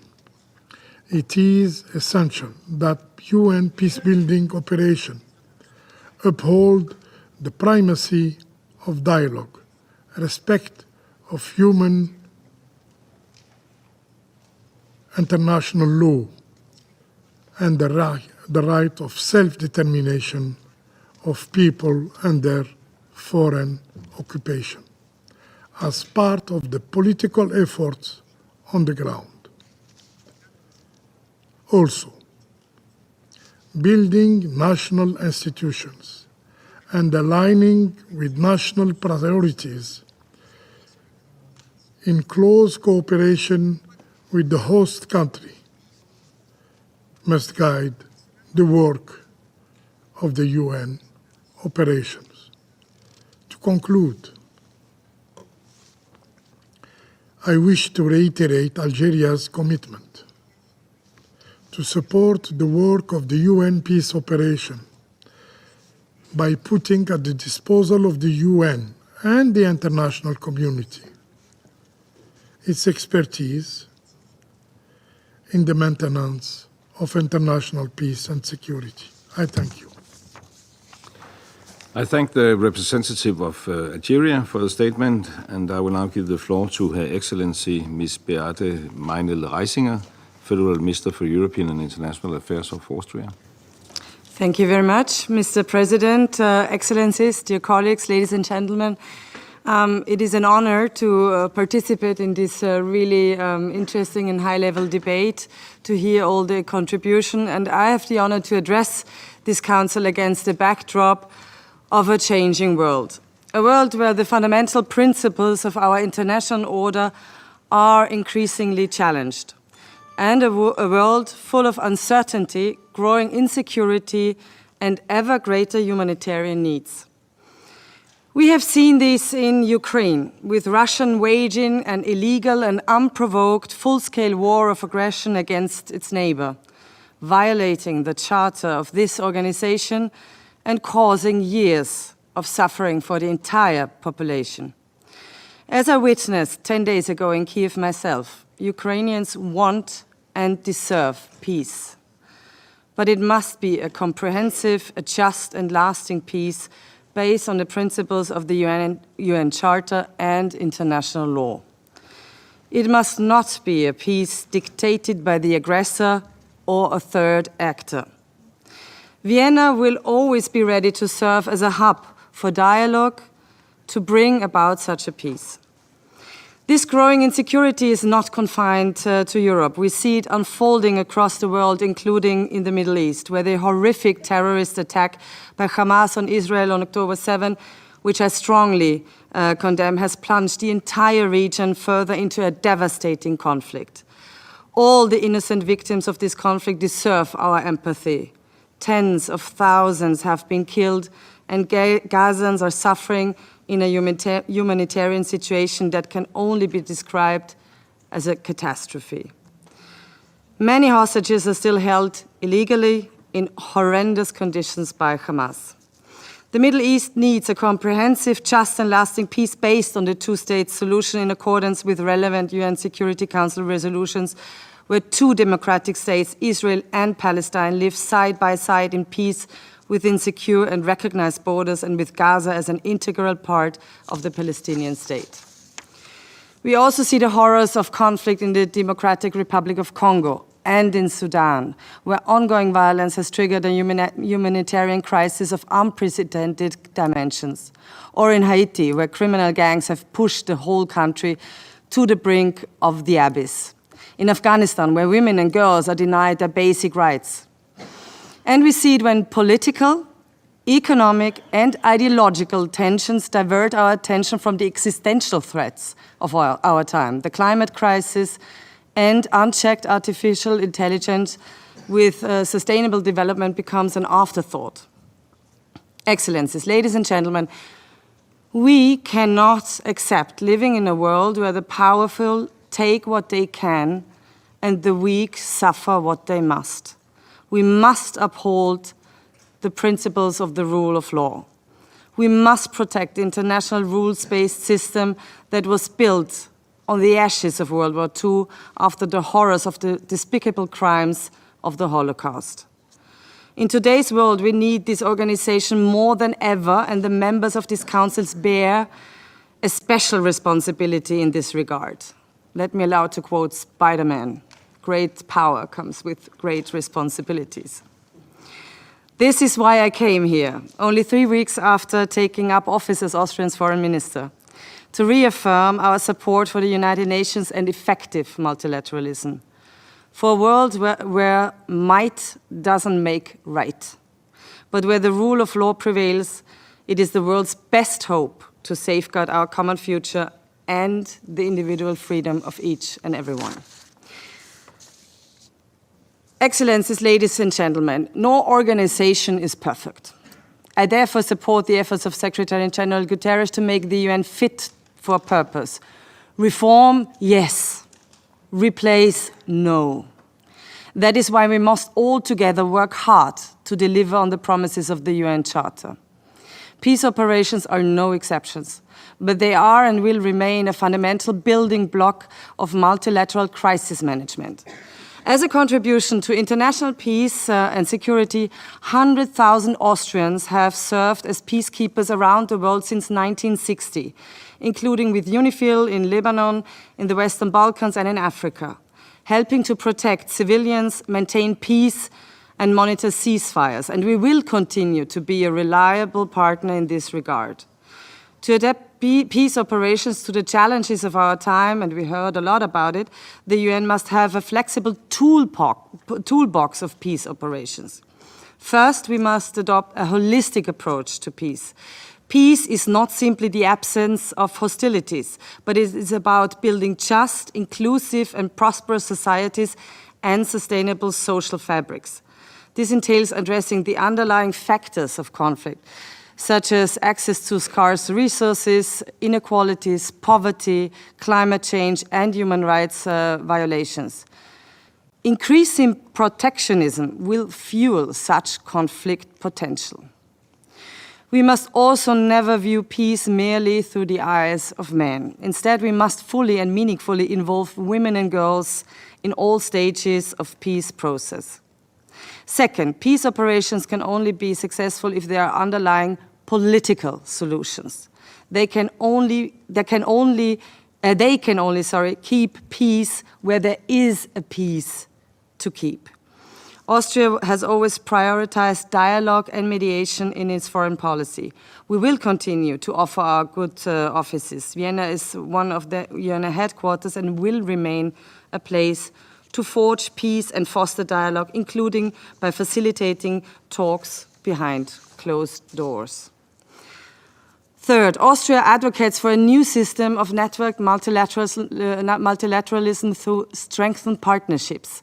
While maintaining its leadership role, the UN must become interlinked and more integrated with regional and sub-regional organizations, such as, to name but a few, the African Union, the European Union, the Organization for Security and Cooperation in Europe, and the League of Arab States. Security Council Resolution 2719 on enhancing its partnership with the African Union is an important step in this direction that we fully support. Ladies and gentlemen, the question is not whether multilateralism is needed, but how we can adapt it to meet the needs of our changing world. We have to deliver, that I'm sure. I want to emphasize that Austria will remain a champion for multilateralism, a champion for a multilateral system that remains effective, adaptable, and inclusive, a champion for genuine dialogue and cooperation, rebuilding much-needed trust, and a champion for the rule of law and the respect of our common norms, no matter where in the world. On the basis of this commitment, Austria would be honored to serve as an elected member of this council for the period 27 to 28. I thank you very much. I thank Her Excellency Ms. Meinl Reisinger for her statement, and I now give the floor to His Excellency Mr. Juri Kočak, Deputy Minister for Foreign Affairs of Czechia.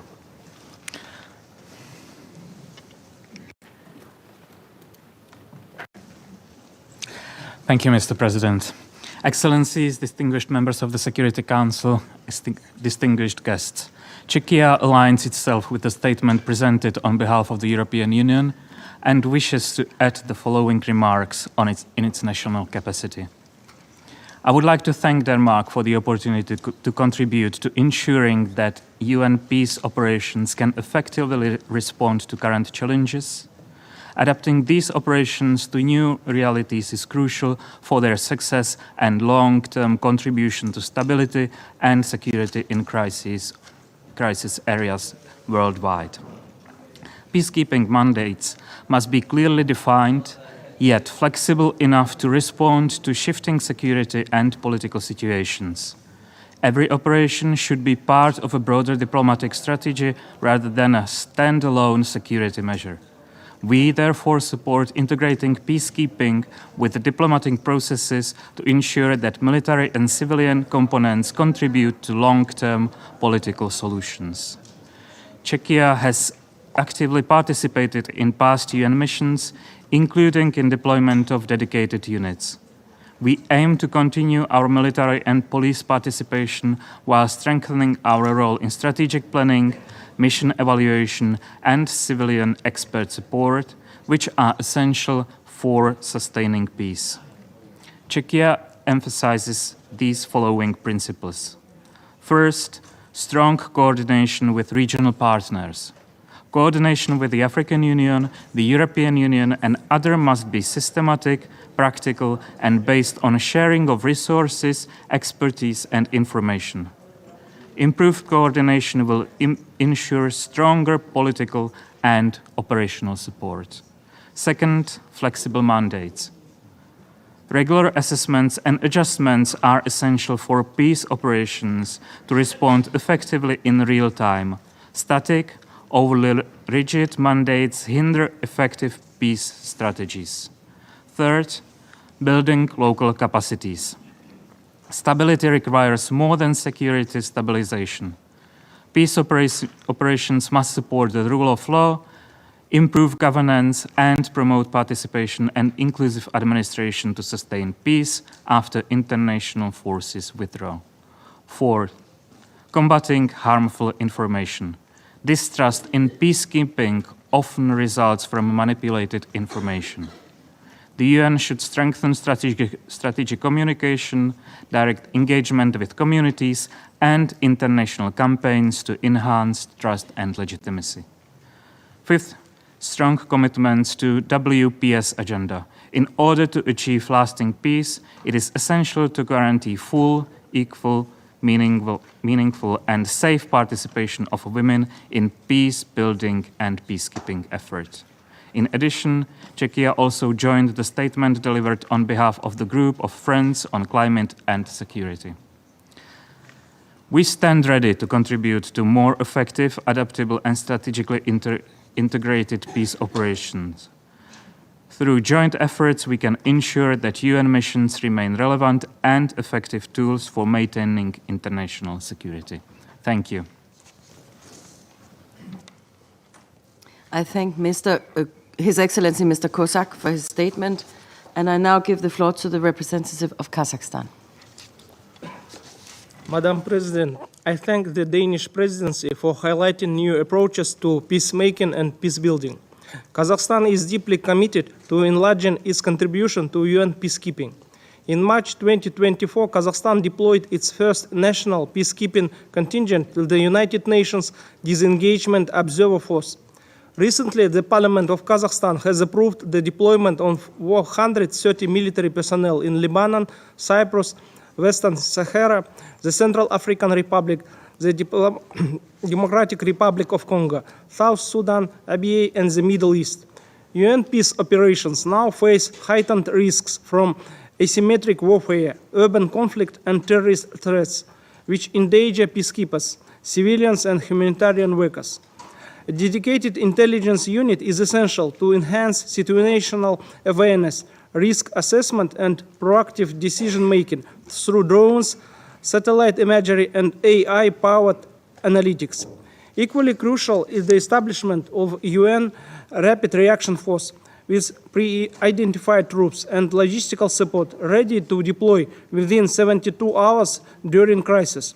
Kazakhstan stands ready to contribute, offering specialized unmanned aerial vehicles, medical and engineering units. Peace operations today extend beyond combat and monitoring to rule of law, human rights, humanitarian aid, DDR, electoral security, security sector reform, mine action, and crime prevention.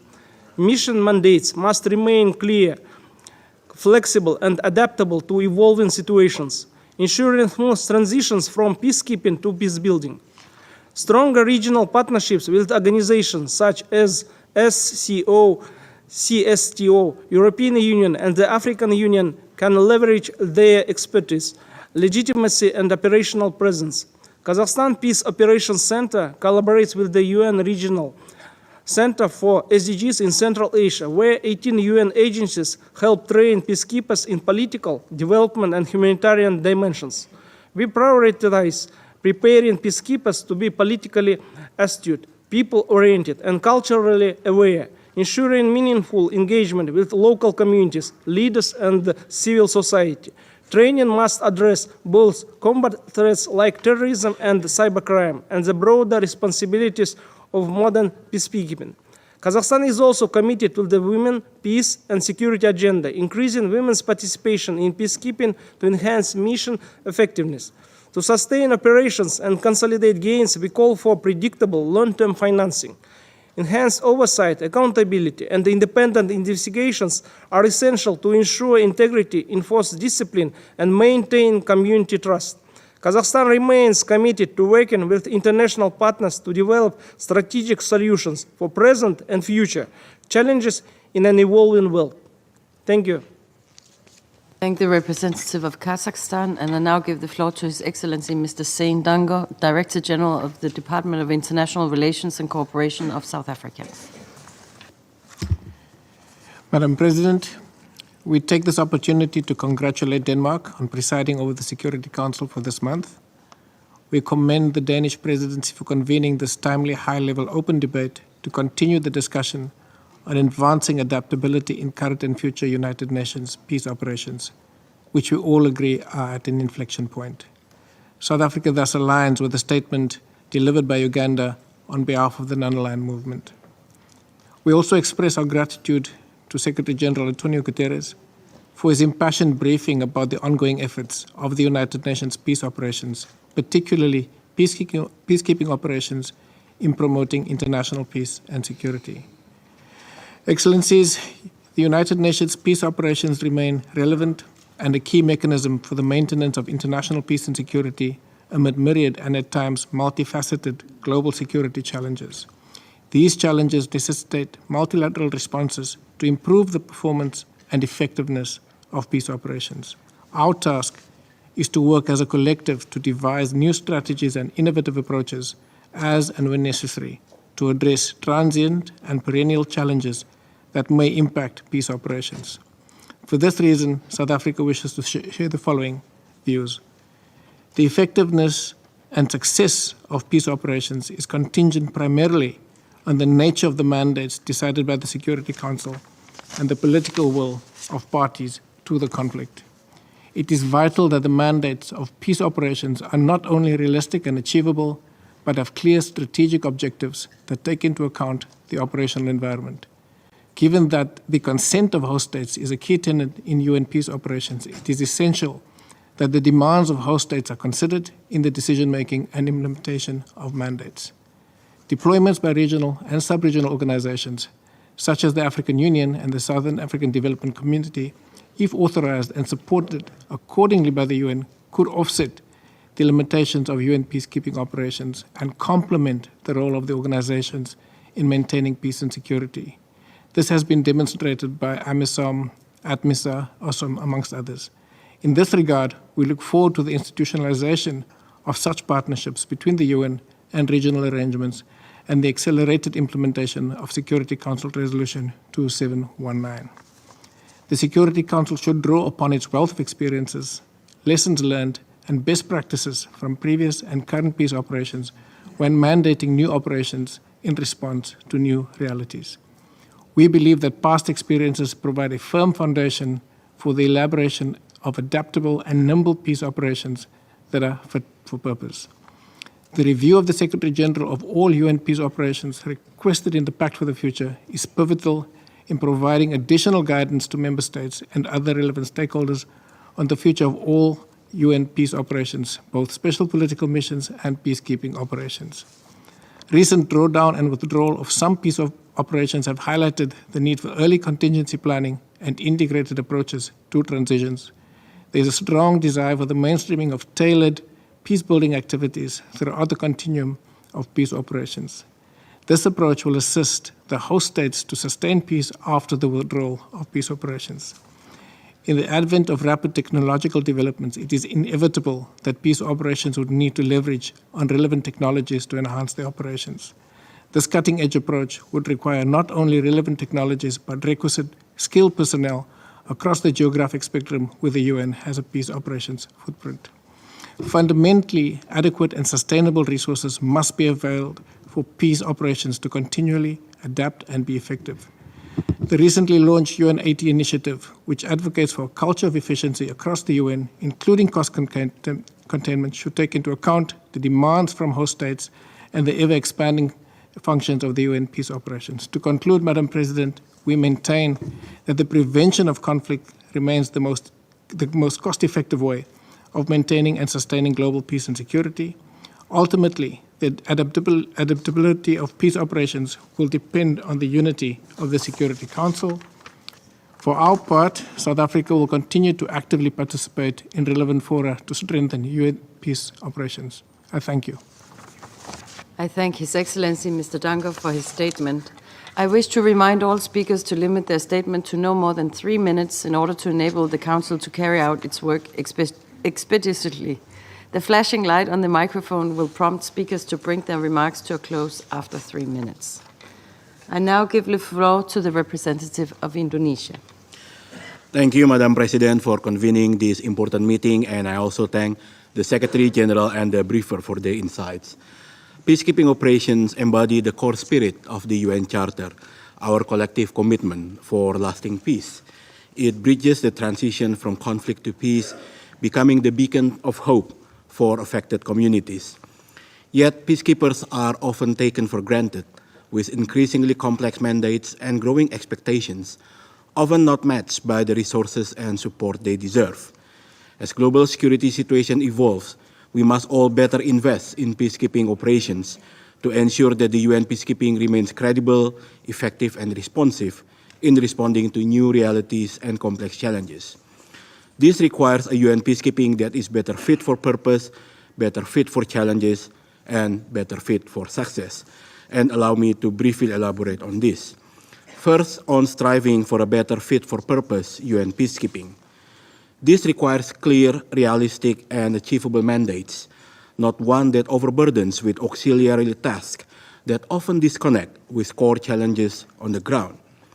The Security Council needs to ensure that mandates are truly guided by the reality on the ground in close consultation with the host countries as well as TPCCs. Through informed decision-making, the Council can avoid narrow political interests that could compromise the credibility of the peacekeeping operations. Second, on ensuring a more fit for challenges UN peacekeeping. Peacekeeping operations are facing growing threats from terrorism, cyber attacks, and misinformation campaigns. To remain effective, peacekeeping operations must integrate the use of modern technology to improve situational awareness and operational effectiveness. This will also contribute to the safety of the peacekeepers, especially when they operate in high-risk environments. The Council should be able to put into effect the full implementation of digital transformation, upskilling, and reskilling of the UN peacekeeping. Third, towards a UN peacekeeping that is fit for success. Support and resources for peacekeeping operations must be sustained. It is also crucial for the Council to strengthen its partnership with other UN bodies and regional organizations, along with promoting greater collaboration between the UN system with international financial institutions. Such collaboration will maximize the use of resources, leveraging knowledge and different skills, ensuring all tools are utilized to address challenges on the ground. Madam President, the future of international peace and security depends on our ability to adapt, innovate, and strengthen the UN peacekeeping architecture. Indonesia stands ready to work with all member states to ensure that peacekeeping will remain the beacon of hope, a catalyst of peace, and an instrument of stability in an increasingly volatile world. Thank you. I thank the representative of Indonesia for the statement, and I now give the floor to the representative of Czechia. Madam President, let me begin by thanking Denmark for organizing this timely and important debate under your able leadership. I would like to take also the briefers for insightful remarks. First and foremost, we would like to pay tribute to those peacekeepers who lost their lives in the pursuit of peace this year. Their sacrifice is a solemn reminder of the dangers faced by those who serve under the UN flag. This meeting is quite timely, as it will also prepare the ground for the important discussions that are expected to take place on the future of UN peacekeeping missions at the ministerial meeting to be held in Berlin in May. For over 75 years, UN peacekeeping missions have played a vital role in fostering stability, supporting peace agreements, and protecting civilians. And Turkey has proudly contributed to these efforts. Now it is incumbent upon all of us to ensure that peacekeeping remains relevant and responsive to the evolving challenges to global peace and security. We cannot afford to continue business as usual, not when the international landscape is undergoing profound transformation and peacekeeping missions are increasingly deployed in multidimensional, high-risk environments. Nor can we demand more from the peacekeeping operations by expanding their mandates without providing the necessary resources. The peacekeeping operations must be backed by genuine political will for realizing their mandates. We have seen time and again that UN peace operations deliver best when there is strong commitment from all actors involved. This is precisely where the Security Council must play its essential role in fulfilling its primary responsibility. Madam President, UN peacekeeping is not just about military or technical engagements. UN's vast experience in the field shows us clearly that lasting peace is achieved through political solutions. Therefore, the premise of politics must become a guiding principle of UN peacekeeping. In this context, mediation deserves a central role and should be more widely utilized, not only to bring the conflicts to peaceful political ends, but also to address their root causes and to prevent them. Turkey's strong commitment to the mediation and preventive diplomacy will continue unabated. Our experience confirms that when used meaningfully and on time, mediation can prevent escalation and foster durable peace. Peace building must also remain as an internal component of peace operations. Once peace takes hold on the ground, we must minimize the risk of relapse and lay solid foundations for sustaining the peace. This includes support for inclusive governance, local capacity building, and economic and social recovery. And yet, Madam President, we are witnessing shrinking resources for development and humanitarian assistance. This only increases the importance of maintaining focus on the peace-building phase. We cannot risk losing the progress we have achieved. In concluding, we welcome the opportunity to contribute to the upcoming ministerial in Berlin, to the UN peacekeeping architecture review, and to broader efforts to ensure that UN peace operations remain fit for purpose in a changing world. We stand ready to continue engaging constructively, to share our experiences, and to support initiatives that improve the effectiveness, acceptability, and adaptability and legitimacy of the peacekeeping. Thank you again. I thank the representative of Turkey for the statement, and I now give the floor to the representative of Egypt.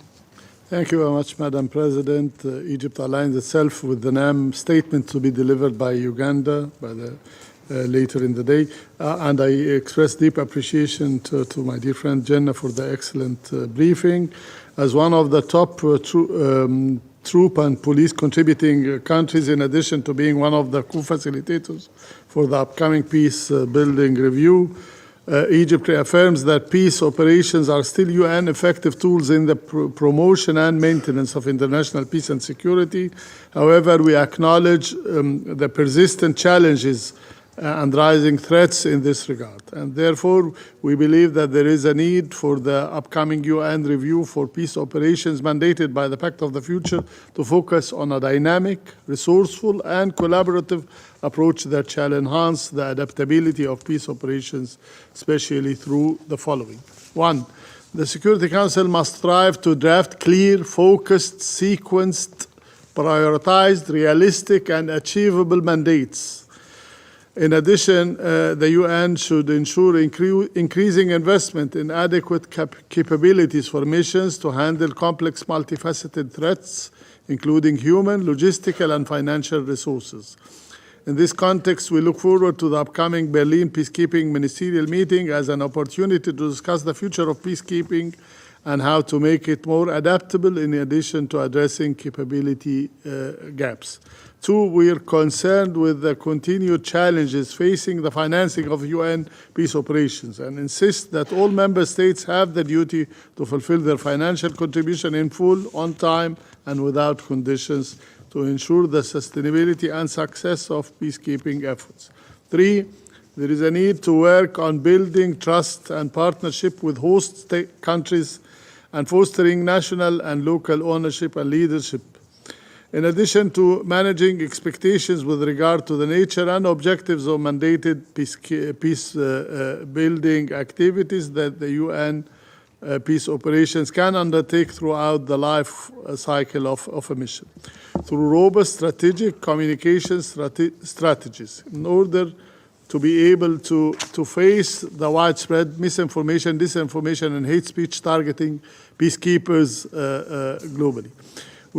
4, we recognize the challenges associated with transitions and encourage the Secretariat, UN peacekeepers, resident coordinators, UN country teams, and other relevant actors to work closely with host states to ensure that strategic and operational decisions concerning transitions take into account the host country priorities and the preparedness of host governments and other relevant national stakeholders with a view to safeguarding peace gains and promoting further progress. 5, it is important for the transition financing plans to be established at an early stage, and we stress in this regard the need for sufficient funding to support peace-building activities during transition and throughout the life cycle of peacekeeping operations. Hence, we note the increasing demands on the peace-building fund arising from the transition and closure of the UN peacekeeping missions and encourage the Peacebuilding Fund to intensify its effort to adequately address and prioritize those demands in a coherent manner. 6, we insist that the Peacebuilding Commission should play a vital role, a vital support role to countries during and after the transition of a peace operation in cooperation with the entire UN system and in full conformity with national ownership and needs. 7, the Peacebuilding Commission has played an important role in previous transition contexts, and therefore we encourage host states to make greater use of the PBC as a platform to share experiences, best practices, and lessons learned. In the same vein, we commend the advice that was conveyed from the Commission to the Security Council before this important open debate, and we align ourselves with its rich content. Finally, Madam President, we reaffirm the importance of close cooperation between the UN and regional and sub-regional organizations in the maintenance of international peace and security in view of Resolution 2719, recognizing the importance of strengthening close partnership and coordination with the African Union in order to ensure coherent political and operational strategies for EU-led peace support operations authorized by the Security Council. And we acknowledge in this regard the revised EU post-conflict center, the EU CPCRD, operating in Cairo as a framework to support African countries emerging from conflicts. Thank you, Madam President. I thank the representative of Egypt for the statement, and I now give the floor to the representative of Switzerland. Merci, Madame la Thank you, Madam President. And just like my colleagues, I'll start by thanking the Secretary General and Ms. Russo, thank them for their presentations, and welcomes this debate on the future of peace operations under the Danish presidency. For the women and men deployed on the ground, this is not an abstract discussion. I would therefore like to start by paying tribute to the blue helmets who work day in, day out to keep the peace. And our thoughts go especially to those who have lost their lives or been injured in the line of duty, and towards their families. As we have just heard, peacekeeping is at a crossroads. So let me offer 3 areas for reflection. First, and we have heard that from others as well, peace operations remain an essential tool, but continuous adaptation is needed. Our recent term as an elected member of this council has made us more aware of the challenges facing multi-dimensional operations. In our view, this means refocusing the mandates of these operations on activities where the United Nations has a comparative advantage. In other cases, partnerships can be established with regional and sub-regional organizations and entities. By adopting Resolution 2719, the Council has demonstrated its capacity for innovation and adaptation. And I have a very good memory of the informal discussion last October between the 2 councils, and I encourage this council to continue such discussions. Maintaining UN standards, particularly in terms of human rights, must be ensured, and the protection of civilians must remain at the center of mandates. Secondly, in order to adapt to the realities on the ground, the Council must have a maximum of options and make the best possible use of the resources it has. This also concerns the Military Staff Committee, whose expertise currently seems to be underutilized. The Secretary General's forthcoming report, mandated by the Pact for the Future, should include innovative adaptation proposals. It could draw on the independent study carried out by the former Special Representative of the Secretary General, El-Qasim I, who proposes a modular approach. The leadership structures at headquarters and in the missions can be better aligned with the implementation of future mandates. In this sense, we welcome the recent evaluation of the Office of Military Affairs and support its conclusions. Thirdly, missions must be deployed to support political solutions to conflicts. We have heard that as well, and therefore benefit from a clearly formulated mandate to that effect. The unity of the Council is essential for the credibility of peace operations, for their acceptance on the ground, and ultimately for their success. It is crucial to support host states and ongoing political processes, both at the national and local levels. Special political missions and support for transitional situations must be given renewed attention. Their mandates and resources must be designed and allocated in such a way as to ensure the continuity of peace-building efforts. Peace operations are an expression of the important solidarity between nations, and they have proven their worth. With a ministerial meeting in Berlin and the review of peace operations in focus, we have the opportunity to reaffirm our commitment to peace and to make the necessary resources available. Switzerland will continue to support peace operations with personnel, finances, training, and expertise. I thank you. I thank the representative of Switzerland for the statement, and I now give the floor to the representative of Ecuador. Presidenta. Madam President, thank you for convening this timely debate a few months after the adoption of the Pact for the Future, which establishes clear-cut commitments to adapt peace operations to current challenges, and after a C-34 session where no consensus was achieved. Effective coordination among actors involved in peace operations is essential for success. Only in this way can we develop inclusive political strategies and address the deep root causes of conflicts. Madam President, colleagues, for Ecuador, it is particularly alarming to see the increase in mis- and disinformation and the negative impact it has on the performance and the safety and security of personnel in peace operations. Disinformation is a global danger which undermines the trust of societies and ultimately trust and belief in peace. Adaptability of peace operations to a great extent will depend on their capacity effectively to communicate their mandate, their activities, their achievements, and their mistakes to a population which is increasingly exposed to fake news, to rumors, to opinions and distortions presented as facts.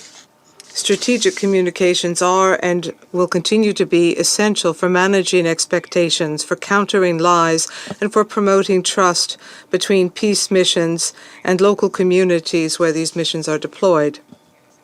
Moreover, it is essential for the mandates to be clear, prioritized, realistic, and feasible, and aligned with local realities.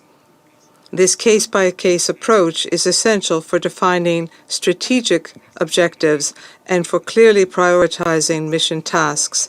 At the same time, mandates must have sufficient resources, and there must be support for organizations or operations rather and initiatives of regional and sub-regional organizations, particularly but not exclusively in Africa. Resolution 2719,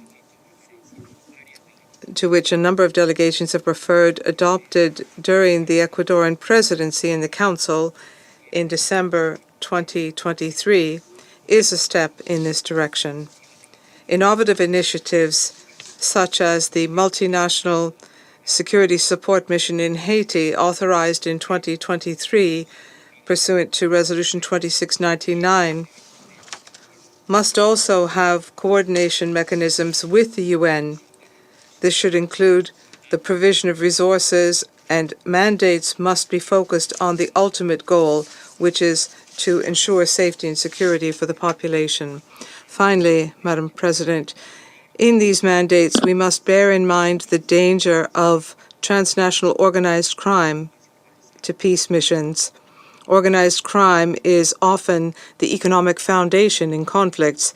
Criminal networks tend to be closely related to armed groups, but also to governmental officials and local agents who, at the same time, are partners of those partners on whom the peace missions depend to carry out their mandates. I hope that during this debate we will be able to advance on crafting better prepared peace operations so that we can face these challenges and effectively contribute to building sustainable peace. Thank you. Representative of Ecuador for the statement, and I now give the floor to the representative of Latvia. Madam President, members of the Security Council, I deliver this statement on behalf of Nordic and Baltic countries, Denmark, Estonia, Finland, Iceland, Lithuania, Norway, Sweden, and my own country, Latvia. The statement comes in addition to the statement made by Denmark in their national capacity. We welcome holding of this open debate and thank the briefers for sharing their insights. Madam President, the UN peace operations are an essential instrument for the maintenance of international peace and security. For almost 8 decades, UN peacekeeping operations and special political missions have embodied multilateralism in action. Peacekeepers from all over the world have come together to provide collective response to international challenges. The mandates and tasks of peace operations have advanced full application of international law, including the UN Charter. However, UN peace operations cannot succeed without steadfast support in this Council. The role of the Security Council is crucial in pursuing political solutions that operations are designed to support. Madam President, ability to adapt is key to successful peace operations. To ensure continued effectiveness and relevance of these instruments, it is imperative that we bring them in line with the current realities and requirements. The review of UN peace operations requested in the Pact for the Future should address peace operations holistically, to ensure we have a toolbox that responds to different and changing circumstances. So please allow me to outline 3 priorities in this regard. First, to achieve their goals, the UN peace operations have to be fully integrated in long-term UN system-wide efforts aimed at fostering peace and stability. Overcoming silo approach is of paramount importance. From the outset, when planning or adapting UN peace operations, they need to be synced with other lines of UN action, such as political engagement and mediation, peace-building projects, and development programs. To effectively embed UN peace operations in broader UN efforts, the Council needs to actively engage with other UN institutions, including the Peacebuilding Commission and ECOSOC. In this regard, the UN Peacebuilding Architecture Review should provide options for a stronger cooperation between the PBC and the Council. Second, UN peace operations should address the needs on the ground in line with the security aspirations of local populations. Protection of civilians should remain as a priority task. Modular approaches, as suggested in the recent study on the new models of future peacekeeping, could help avoid overstretched, costly mission mandates and ensure that peace operations are targeted, agile, and well-suited to their unique situation. Combining several models into one tailored package would also foster clarity about operations' strategic goals on a day-to-day basis. This modular approach would not only be relevant when establishing a peace operation, but could also assist in designing different phases across operations lifecycle, including downsizing, transition, and exit. Furthermore, it is essential to enhance operational planning, including contingency planning of UN peacekeeping operations. Third, engagement with partners and stakeholders across all levels is of paramount importance to ensure that peace operations can effectively implement their mandates. In addition to proactive approach to keep buy-in from host nations, the UN should also engage more actively with neighboring states, as well as regional and sub-regional organizations, which can have positive impact on regional security dynamics. While recognizing comparative advantage of the UN peace operations in various scenarios, the UN should also support peacekeeping efforts by relevant regional organizations, in particular the African Union. Implementation of the Security Council Resolution 2719 in assistance to the AU Support and Stabilization Mission in Somalia would be a crucial step in this regard. In addition to state authorities, the UN peace operation should also listen to the voices of local actors. They should ensure full, equal, and meaningful inclusion of women and empower youth in line with the WPS and YPS agendas.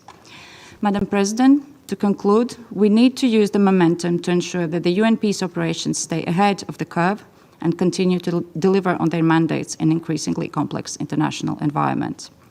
The UN Peacekeeping Ministerial in Berlin, as well as Secretary General's review of UN peace operations, provide us with an outstanding opportunity to deliver on this task.